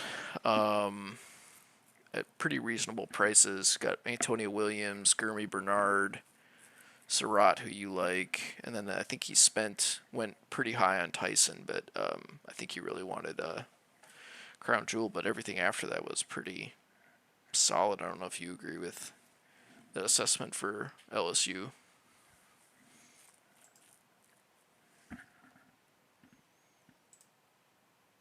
You're muted if you're talking. Thanks. My only critique with LSU is the same critique that I had with Wisconsin. Um, Again, I understand it, but it's just like one of those things where it's just you have so much more money than everybody else. It's hard for me to be like, oh yeah, you did, above and beyond. You did so amazing. Like, um, and without there being like two, three, amazing guys, like I just struggle to call it like, hey, you crushed this. Yes, you got Tyson, um, but there's not much else that I'm like, oh yeah, you like killed it. Like he got pretty much market value on everything else. Maybe paid a little bit more here or there for like, the Sadiq. I think it's funny that he's going for again. $40 is not terrible. There were definitely some more expensive copies, some 56, 50, 49, but there were also some 27s, 25s, 33s. And when you go back and look at last year, like Tyler Warren was cheaper than that. Colston Loveland was cheaper than that. Well, And so didn't he get Tyler Warren last year? I have no fucking clue. Um, Yeah, he got Tyler Warren last year. yeah, he got Tyler Warren. Um, and so again, he picked up Stowers, so I think that he went into that with the mindset of I'm going to just grab both tight ends because it's cheap points. Um, but I don't know if they're necessarily going to be producing like again, you're talking about a historically good tight end group last year with Warren, Loveland, Fannin, Gadsden, who else? He got Gadsden too. Yeah, he's got him too. Ferguson was on there, last year pretty high, and so it's just like one of those things. Like I get that he's chasing points there, um, but I would have if you're gonna have that kind of money, I would just rather you like you need to come back with more than just one top six thing. You know what I mean? Like there were teams that had multiple top six talents that had half the money that you did, and that's my only issue with again, same critique of Wisconsin is you have all of this money. You nickel and dimed a couple of these guys, and those nickels, and it happened in Wisconsin more so than here. Like the Adam Randall for $1, Brennan Thompson for $5. Again, it's just not Taylor Green for $1. It's not the end of the world, but if that $1 here, $2 there costs you something bigger, then that's where it becomes a problem. And like again, I wasn't following SEC as much, so I don't know how it went. But again, from being in with Iowa for a little bit, I know that the dollar here, the $5 here, the $1 here, like Wisconsin had a ton of those guys, and that ultimately cost him Ty Simpson. Like that's why he missed Ty Simpson, because he was fucking around with these you know guys that ultimately don't matter for your roster. So that's the only thing. Again, it's a good class, but I if you like the have, class. I don't know, what did he have, $350 or something like that? Like, Yeah, 350 I ish. like at 350, and again, he doesn't have a quarterback because he transferred He does have his he's got Ty quarterback. Simpson. Yes, but you're not going to get Ty Simpson until Matt Stafford's gone. Matt Stafford just signed for 2 years. But he didn't even have a quarterback If to give. yes, but like if you're believing what the Rams are putting out there in terms of the Rams don't uh you know aren't drafting first round picks, they're trading for things that they need. Yes, Ty Simpson, maybe bring stability to their future where they're like, oh yeah, we can trade away our picks now. The bigger thing like that everybody's kind of overlooking is like, okay, what happens when they just go trade for their quarterback and Ty Simpson's useless? That's my only I guess maybe the thing contention that. there is that Tyler Shuck is already a sophomore. It's not like he's and this team is not going to do anything this year. You Yeah, can't right. No, redshirt him. I get that, but I would much rather have just been like, okay. And again, I don't know the pricing in the SEC, but it would be interesting to see like where the Mendoza price is, because like if he could have just gone like Mendoza, Mendoza was Tyson. expensive as fuck. It Okay. was All right. Oh yeah, so that's 186. right, because they were fighting over it. Yeah. And I have another bone to pick about Mendoza, because now that I remember that, you triggered something. But Triggered so we'll something. talk about it Some when we get to the teams PTSD. that won Mendoza. But yes, you just triggered it. Um, but yeah, I don't know. And so I mean, I just again for the money that he had, I just would have like at the very least get two in the like. And I guess you can call Sadiq in the top six. I don't know, but he's just um, not one that I'm like crazy about. You know what I mean? Like that's just what it is for LSU. Um, I thought. Um, I think it was Ethan in Tennessee. Um, nope, it's not Ethan in Tennessee. Yeah, I wouldn't think Ethan did a great job here. No, so there's somebody here. Let me find him. I don't know. Is there somebody? I had him pulled up. I gotta fucking I dig up kind of his feed. liked Kentucky. I thought they did a really great job. I thought they got a pretty decently priced Lemon. I think they had a rebate on Lemon. And then Omar Cooper for 55. They got Ty Simpson, Brennan Thompson. They took a flyer on Sorsby, which, $6 at that point. Who cares? But to be honest, I just thought Devin and Kentucky did a really great job.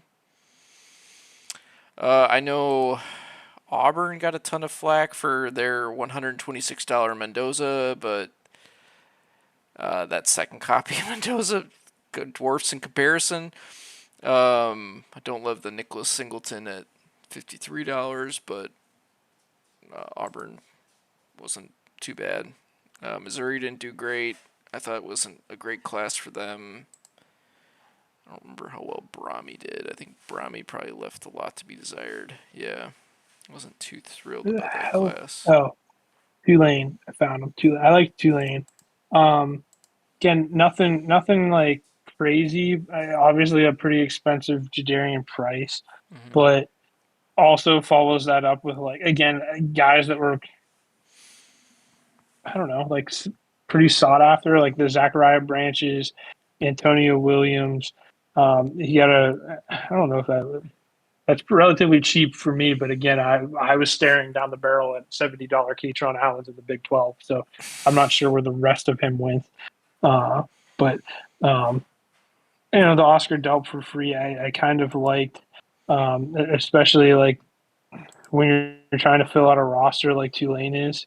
Um, they have quarterback pretty much nailed down. They just kind of have to build up the rest of the roster. I just thought that there were some good um, dart throws at cost for Tulane. I think Robbie at Arkansas did really, really well. He probably threw everything he had at Jeremiah Love right out the rip. Yep. Won him for 180. Grabbed Jordan Addison for $25 in the upperclassmen. Um, and then just kind of, whatever he could get for $0, $2, $1. Um, I would imagine, again, this is just one of the cases. I think I said this about Washington. For what Robbie's team is and what he's trying to do, I don't know why. Like, and again, it'll come back to bite me in the ass. I'm sure like these guys will probably be studs, but I don't know why. Like Eli Raridan for $0, Justin Jolly for $0, Kevin Coleman for $2, Cole Payton for $1. Not that the money matters, again, a lot of those guys are nothing. The roster spot here, I think, is more important than anything. Like Robbie's probably got one last hoorah, like where things are really, really good. Yeah. Um, I would have, see like again, not rookies, but like I know that there's like some, and the SEC is weird. They don't like to roster those guys that potentially could have roles like your Tyquan Thorntons or your Ryan Flournoys or like I don't think they had much value on like Brenton Strange. I think that was one of LSU's transfers that KC picked up for like $1 or two. It's just like one of those. I don't get it. And again, it's fine, but that's probably the only other thing that I would change. But again, I think at 180 in the SEC for Jeremiah Love is a huge get for Arkansas.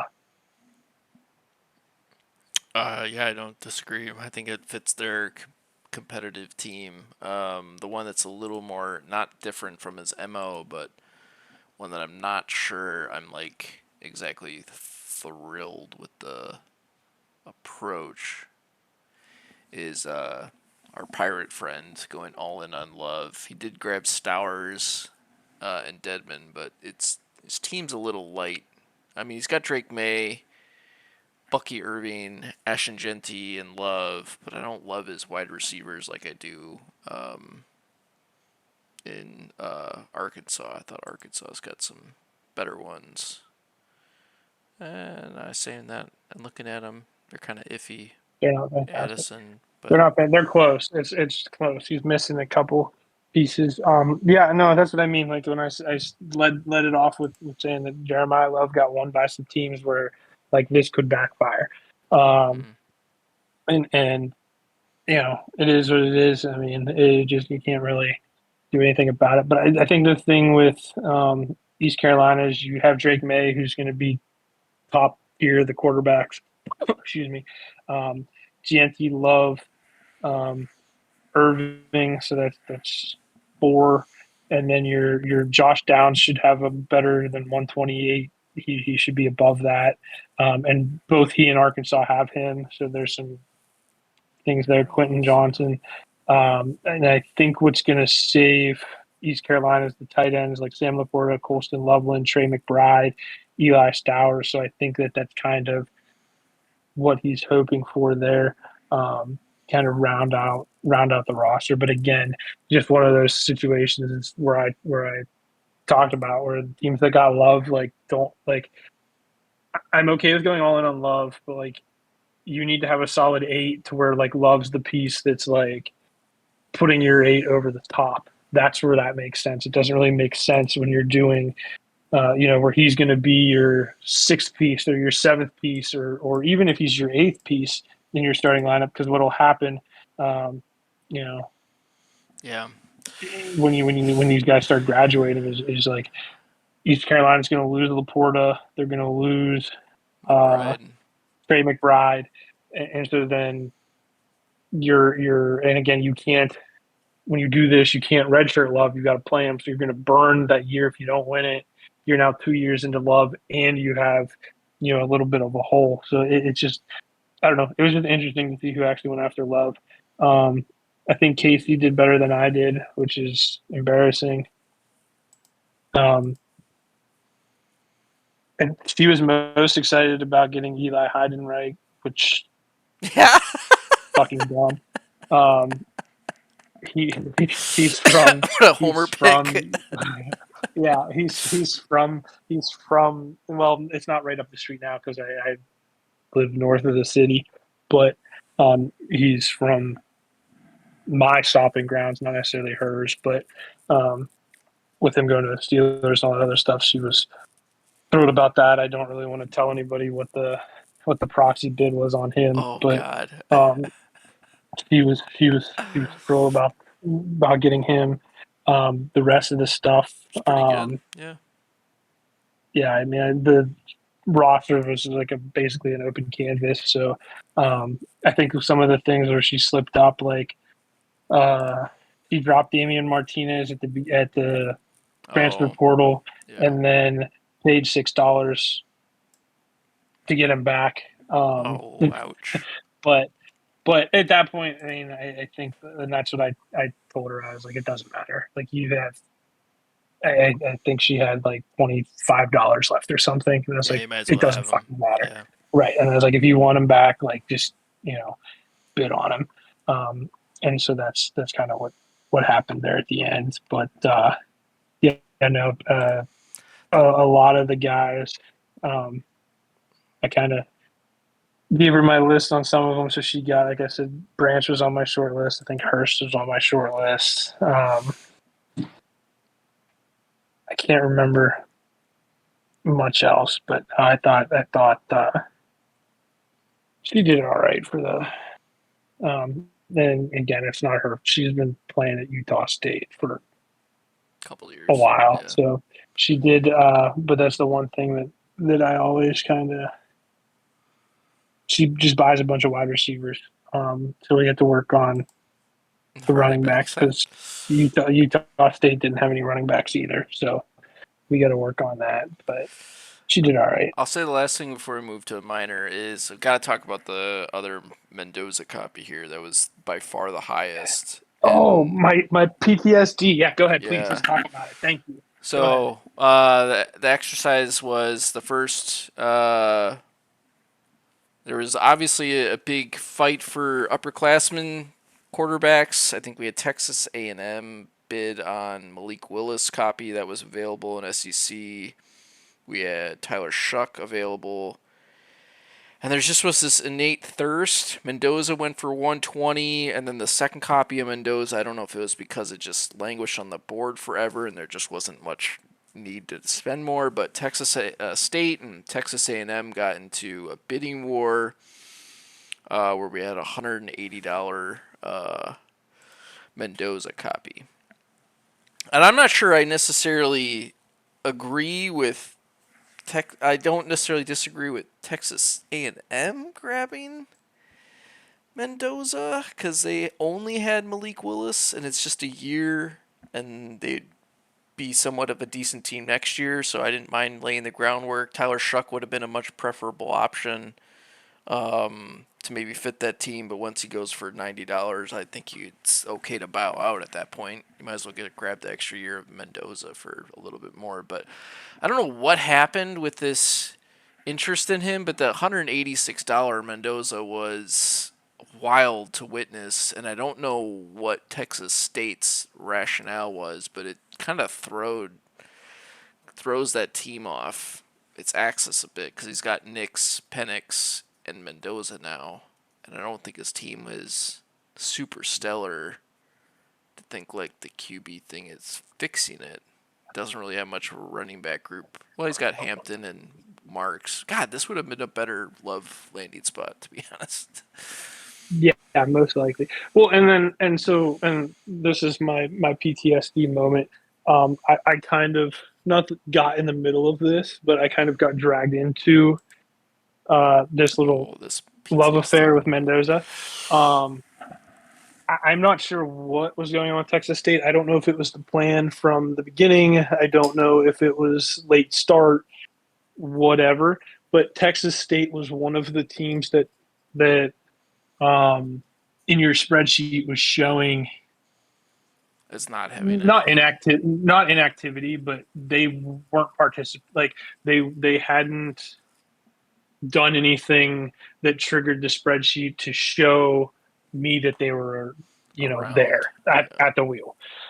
And so I let it go for a while. And then I ultimately, again, by the end of day two, you know, middle of the evening, day two, um, I had reached out to Texas State to just make sure, like, hey, like, want to make sure that you're here because again, there's 100 and some of you. Like, I can't watch everybody all at once. Um, and without responding, almost immediately, Texas State, bid on Fernando Mendoza, to which triggered Texas A&M to blow up my DMs. This is not like I'm not buddies with outside of outside of you. Maybe we toss Jake in there. Um, I'm not buddy Let's not throw Jake into the with friend group. Let's be. yeah, but like I mean I've interacted with Jake outside of fantasy Yeah, football. Like obviously. we'll leave it at that. So um, I don't for the rest of it like I don't care what everybody else's team does. Like I outside of just like hey, what's best for the league, making sure that people are active. Outside of that, I don't care. Um, and so I got dragged into this, and to me, the interaction, how it went, is Texas State had to have been locked in on Mendoza from the beginning. Um, I don't know why. They were just like that. Just seems to be what Texas State's plan was. I don't know if it's hey, I think Bo Nix maybe wins another award and is going to early graduate. I'm going to let him go, and I have Mendoza, moving forward. I don't know if it's um, you know he likes Mendoza as a prospect. I don't know if it was, hey, he was watching early and got outpriced on Love and wanted to do something different. I have no idea. But for whatever reason, it seemed like Texas State was going to go all in on Mendoza regardless of what happened. And I think that had I don't know what the first copy went for, but I think that if Texas A&M had known that, they probably go all in on uh, the first copy because again Well, you sat around and that's just kind of what happened. But I think that that's why that price got so high because you ended up with two teams that were going to go all in on Mendoza regardless. They waited for the second copy for that to happen and then you saw the price skyrocket. But that's kind of it might have always what went on. skyrocketed, but I'm not sure what if it's because I think the Auburn copy Mendoza was his rebate. And this is also something that I don't think we talked about enough this time, especially for newcomers, is the rebate is always a tricky thing to navigate with two copies available. Do you fight for the copy that the guy who's got the rebate, who's going to just keep maybe going a bit more further? And is it better to just let him off the board, get his money back so he starts bidding it instead of coming back later in the auction? But that's always something to deal with too. Is like sometimes these rebate copies on the first one go around is like just let the guy get him, because it might not be worth the fight on the second wave if they're holding out for that. Because some people get fixated on their rebates too. So yeah, I'm not sure. The SEC is always an interesting group. Shout out to uh, Ethan, probably the most interesting out of the SEC by far. We'll see him in another 12 months or another year. Let's go to the last one, the American. This is always the oddest duck related to just interactions. It's usually where the most newcomers are located. Just because they have more teams is also a different dynamic, so it's always hard to get necessarily a great beat on them. This year, even more so because some perennial teams that had been in the league from the start are missing from this group. Like Chuck moved up to Kennesaw this year, and we had few others that moved up that just kind of that institutional knowledge was vacated, and then we had our other MIA team that we had to track down halfway through.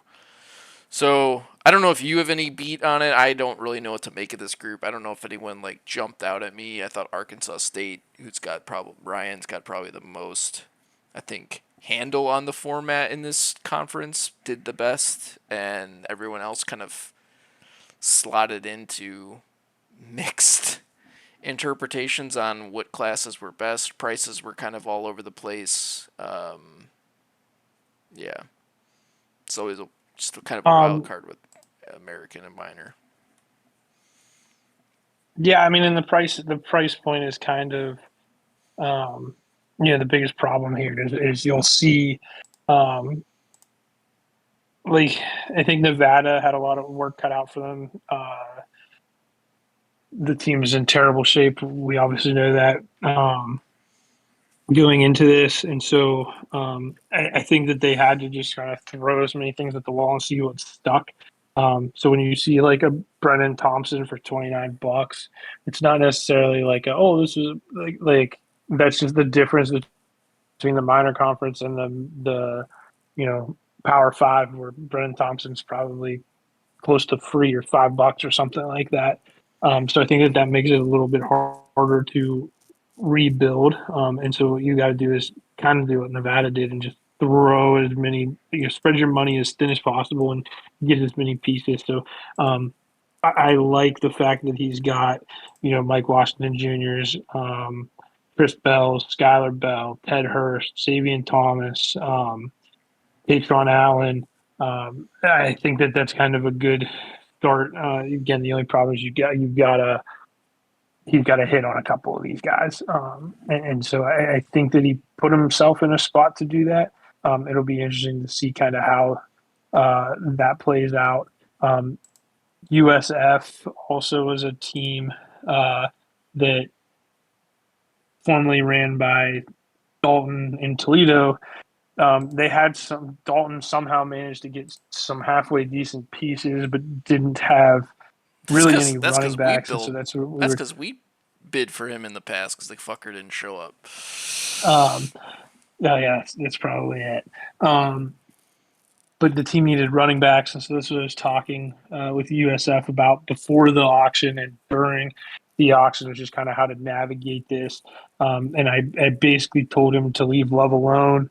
Um, that you want to go after the secondary market, and he was able to do that, which I think in the minor it is kudos for him for doing that because again the prices there are can get a little crazy, and the fact that he didn't end up with like a crazy price Jadarian Price is in and of itself $94 is great.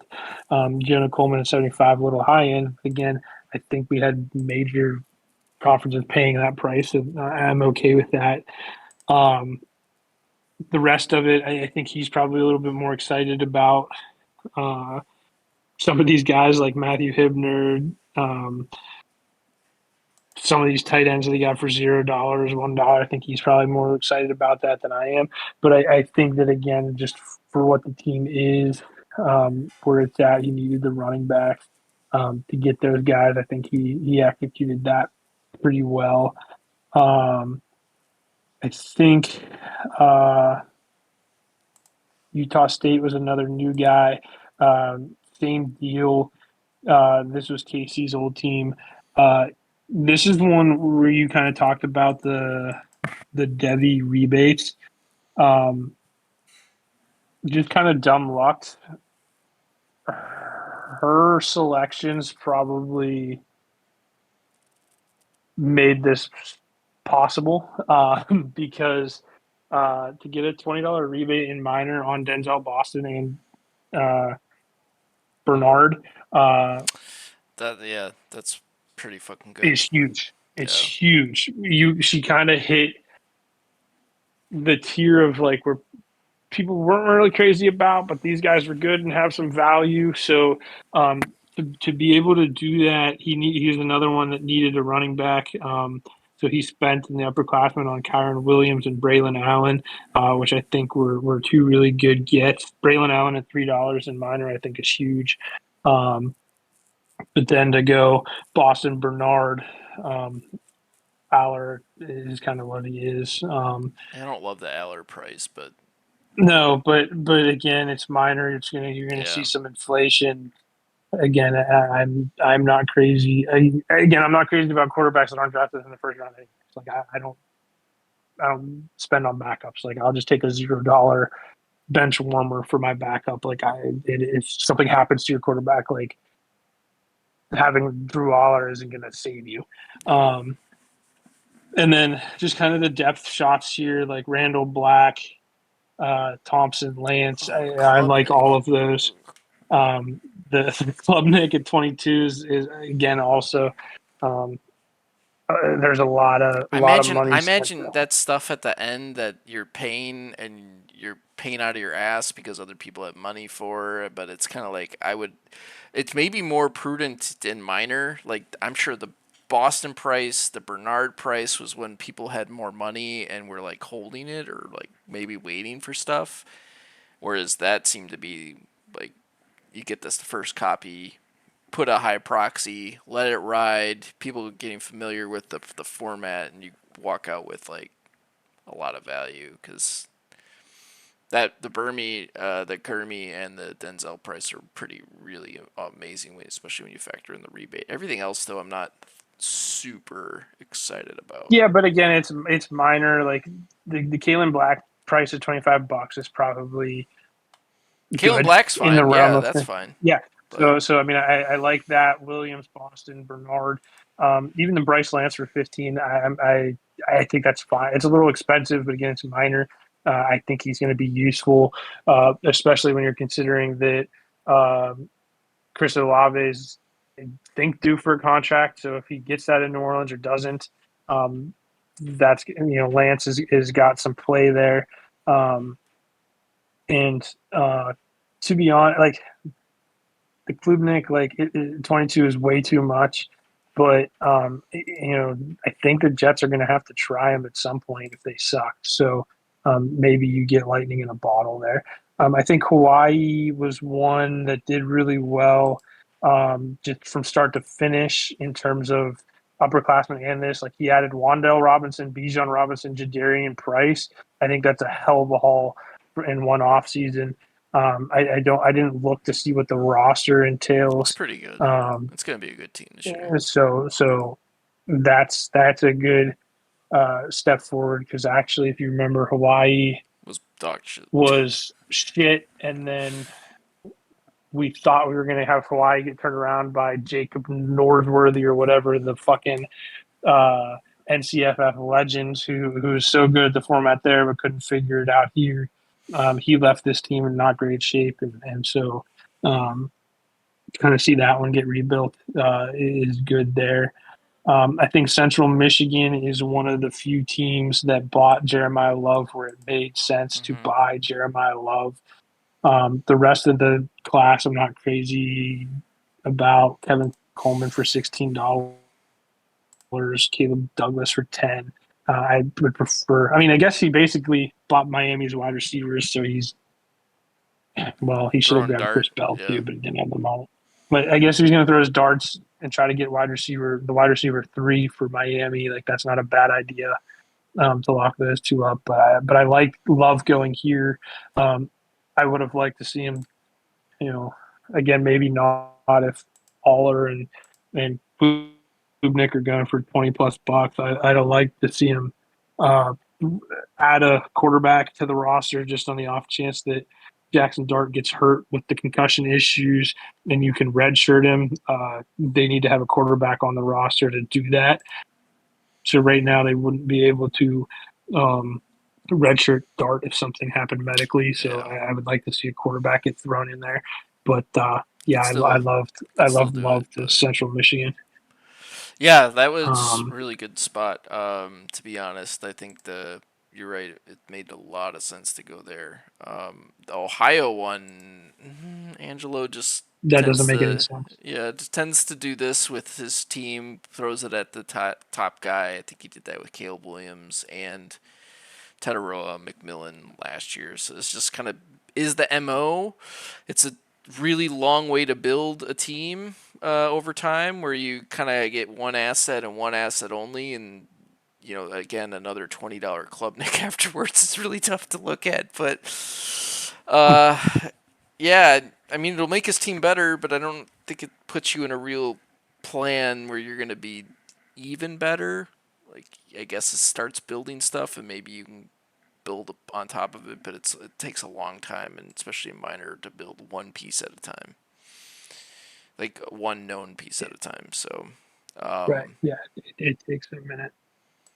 Um, I think Ricky in Buffalo, um, returning back to the league, did good. I think at one point he was the high bidder on Jeremiah Love, and he had even messaged me and were like, "Oh, I really like Love going to Buffalo." I think that made more sense definitely than it Ohio, does going to yeah, Ohio. But I still think Ricky did good with Zay Flowers, Zachariah Branch, Malachi Fields. We haven't talked about. I think that's maybe a high price for me, but in minor, it's probably fine. Bryce Lance, I'm fine with. Cyrus Allen was on my short list. I think Xavier Thomas is good, and then the Sorsby $1 could be huge in minor. yeah. So I think I think that's kind of good. The only thing I'm not crazy about is the Singleton for 74. There might have been a rebate involved there. I'm not really sure. The math doesn't make Probably. sense, so I'm not sure. I don't. The math isn't making sense to me, so there might not be, or we didn't apply it. But uh, because 25 and 74 is 100, 99, 32 is 131, 130, 136, 166, No, New 171. Mexico Yeah, no, the math doesn't. Okay. had it, but what I mean Um, is that there probably was some minor rebate being bid on. Did New Mexico get Singleton? um, that's the only thing I'm not crazy about. But again, if Singleton, again, he doesn't even need to be a starter, but if he just ends up with like a goal line role or a third down role or something like that in minor, the $74, like that actually probably will work for him. If you get a running back that's scoring, 100, whatever it is, 120, 150 points, and I think that would suffice. Um, I don't know who else. Um, who else had pretty. Um, San Jose State getting Jordan Tyson for $100 in minor, I think that's really good because we saw some really crazy prices elsewhere. But then again, turn around and spent 46 on Ted Hurst first is crazy that you're then able to turn around and buy Tyson cheap. It's kind of wild. Um, let's see who else. I think uh, Western Michigan did some interesting things. $16 on Yeah, Jordan Addison, 89 on Coleman, Stribling for 22, Lane for 19, Stowers for 36, Katron Allen for 41, an $11 Nussmeyer. I'm hoping that for God's sake that's a rebate. Um, and again, spent a good bit of money. Flournoy for $2, I liked. Uh, Jalen Naylor for $0. I think that holds some weight in minor. Um, I don't know. Some I think interesting. Uh, Neil's team with Bowling Green is like another team that I thought was gonna land Love and is like a more contending team with like May and Javante Williams, and like could have probably used it with Jackson Smith and Jigba and stuff like that, but wasn't able to land him. So I think he did a good pivot with Conception and Bernard and Stribling and that yeah, Washington and stuff. So Northern Illinois is another pretty good. Paul, Jordan Tyson, Antonio Williams, Brazel. Those three again um, in minor to pull Um, Anything close to two first round guys is pretty good. Um, I don't know who else. Um, Same deal, like Fresno State grabbed Carnell Tate, Sadiq, Chris Bell.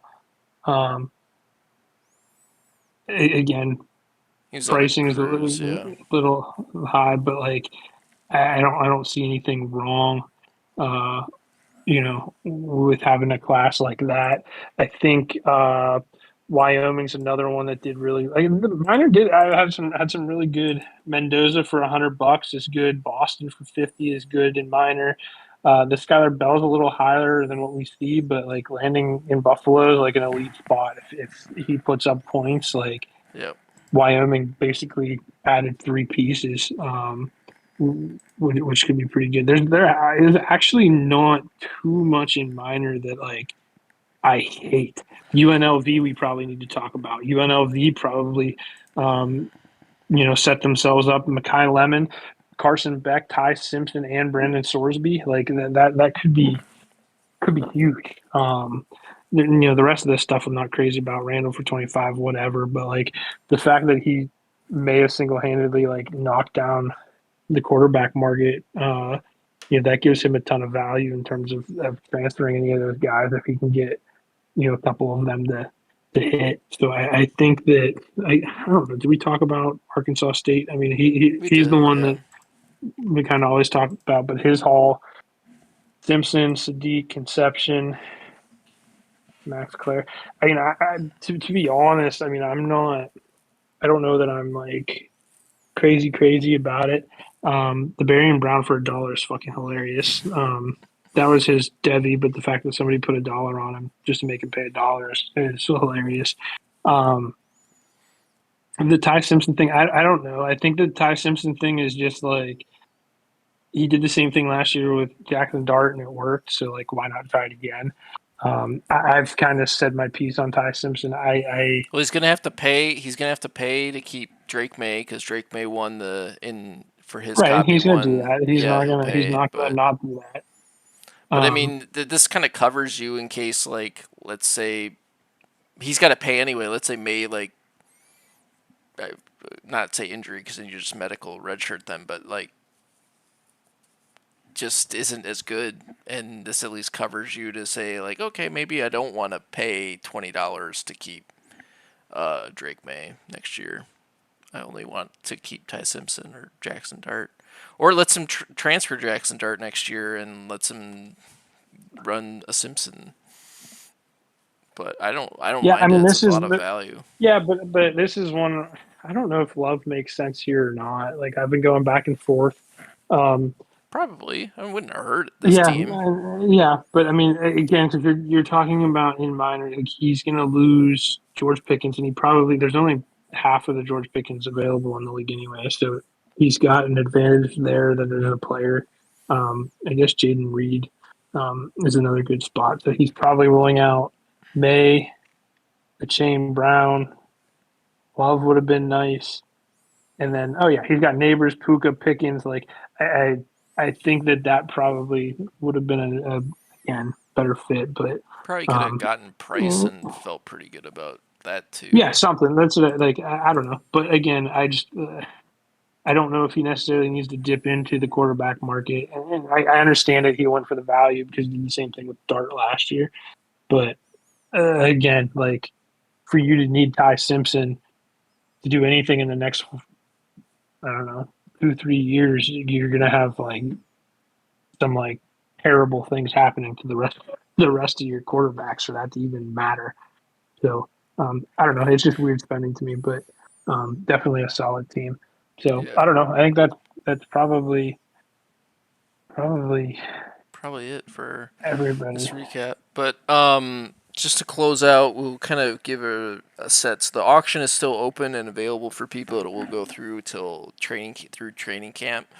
So there's still plenty of time to make tweaks to your roster, add players. If like teams like Central Michigan hear this, maybe they want to reevaluate what they have on their roster for like extra quarterback depth, even to just play the safe card that's still available to them. So the auction isn't closed.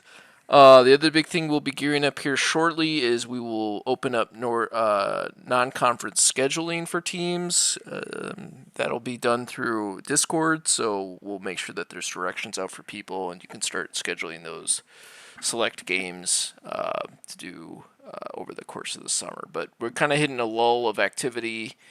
We kind of get a little sugar high of auction activity, and then we kind of hit a lull for the couple weeks, and we'll have more things to do like preseason polling and that kind of stuff as we get near August and the NFL season starts kicking off. But I had a great time with the auction outside of a few,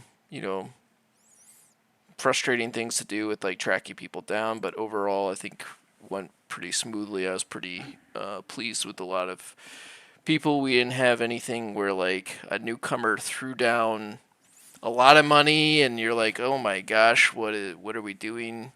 We had that in the upperclassmen. Literally had it in the upperclassmen. I don't know if there was.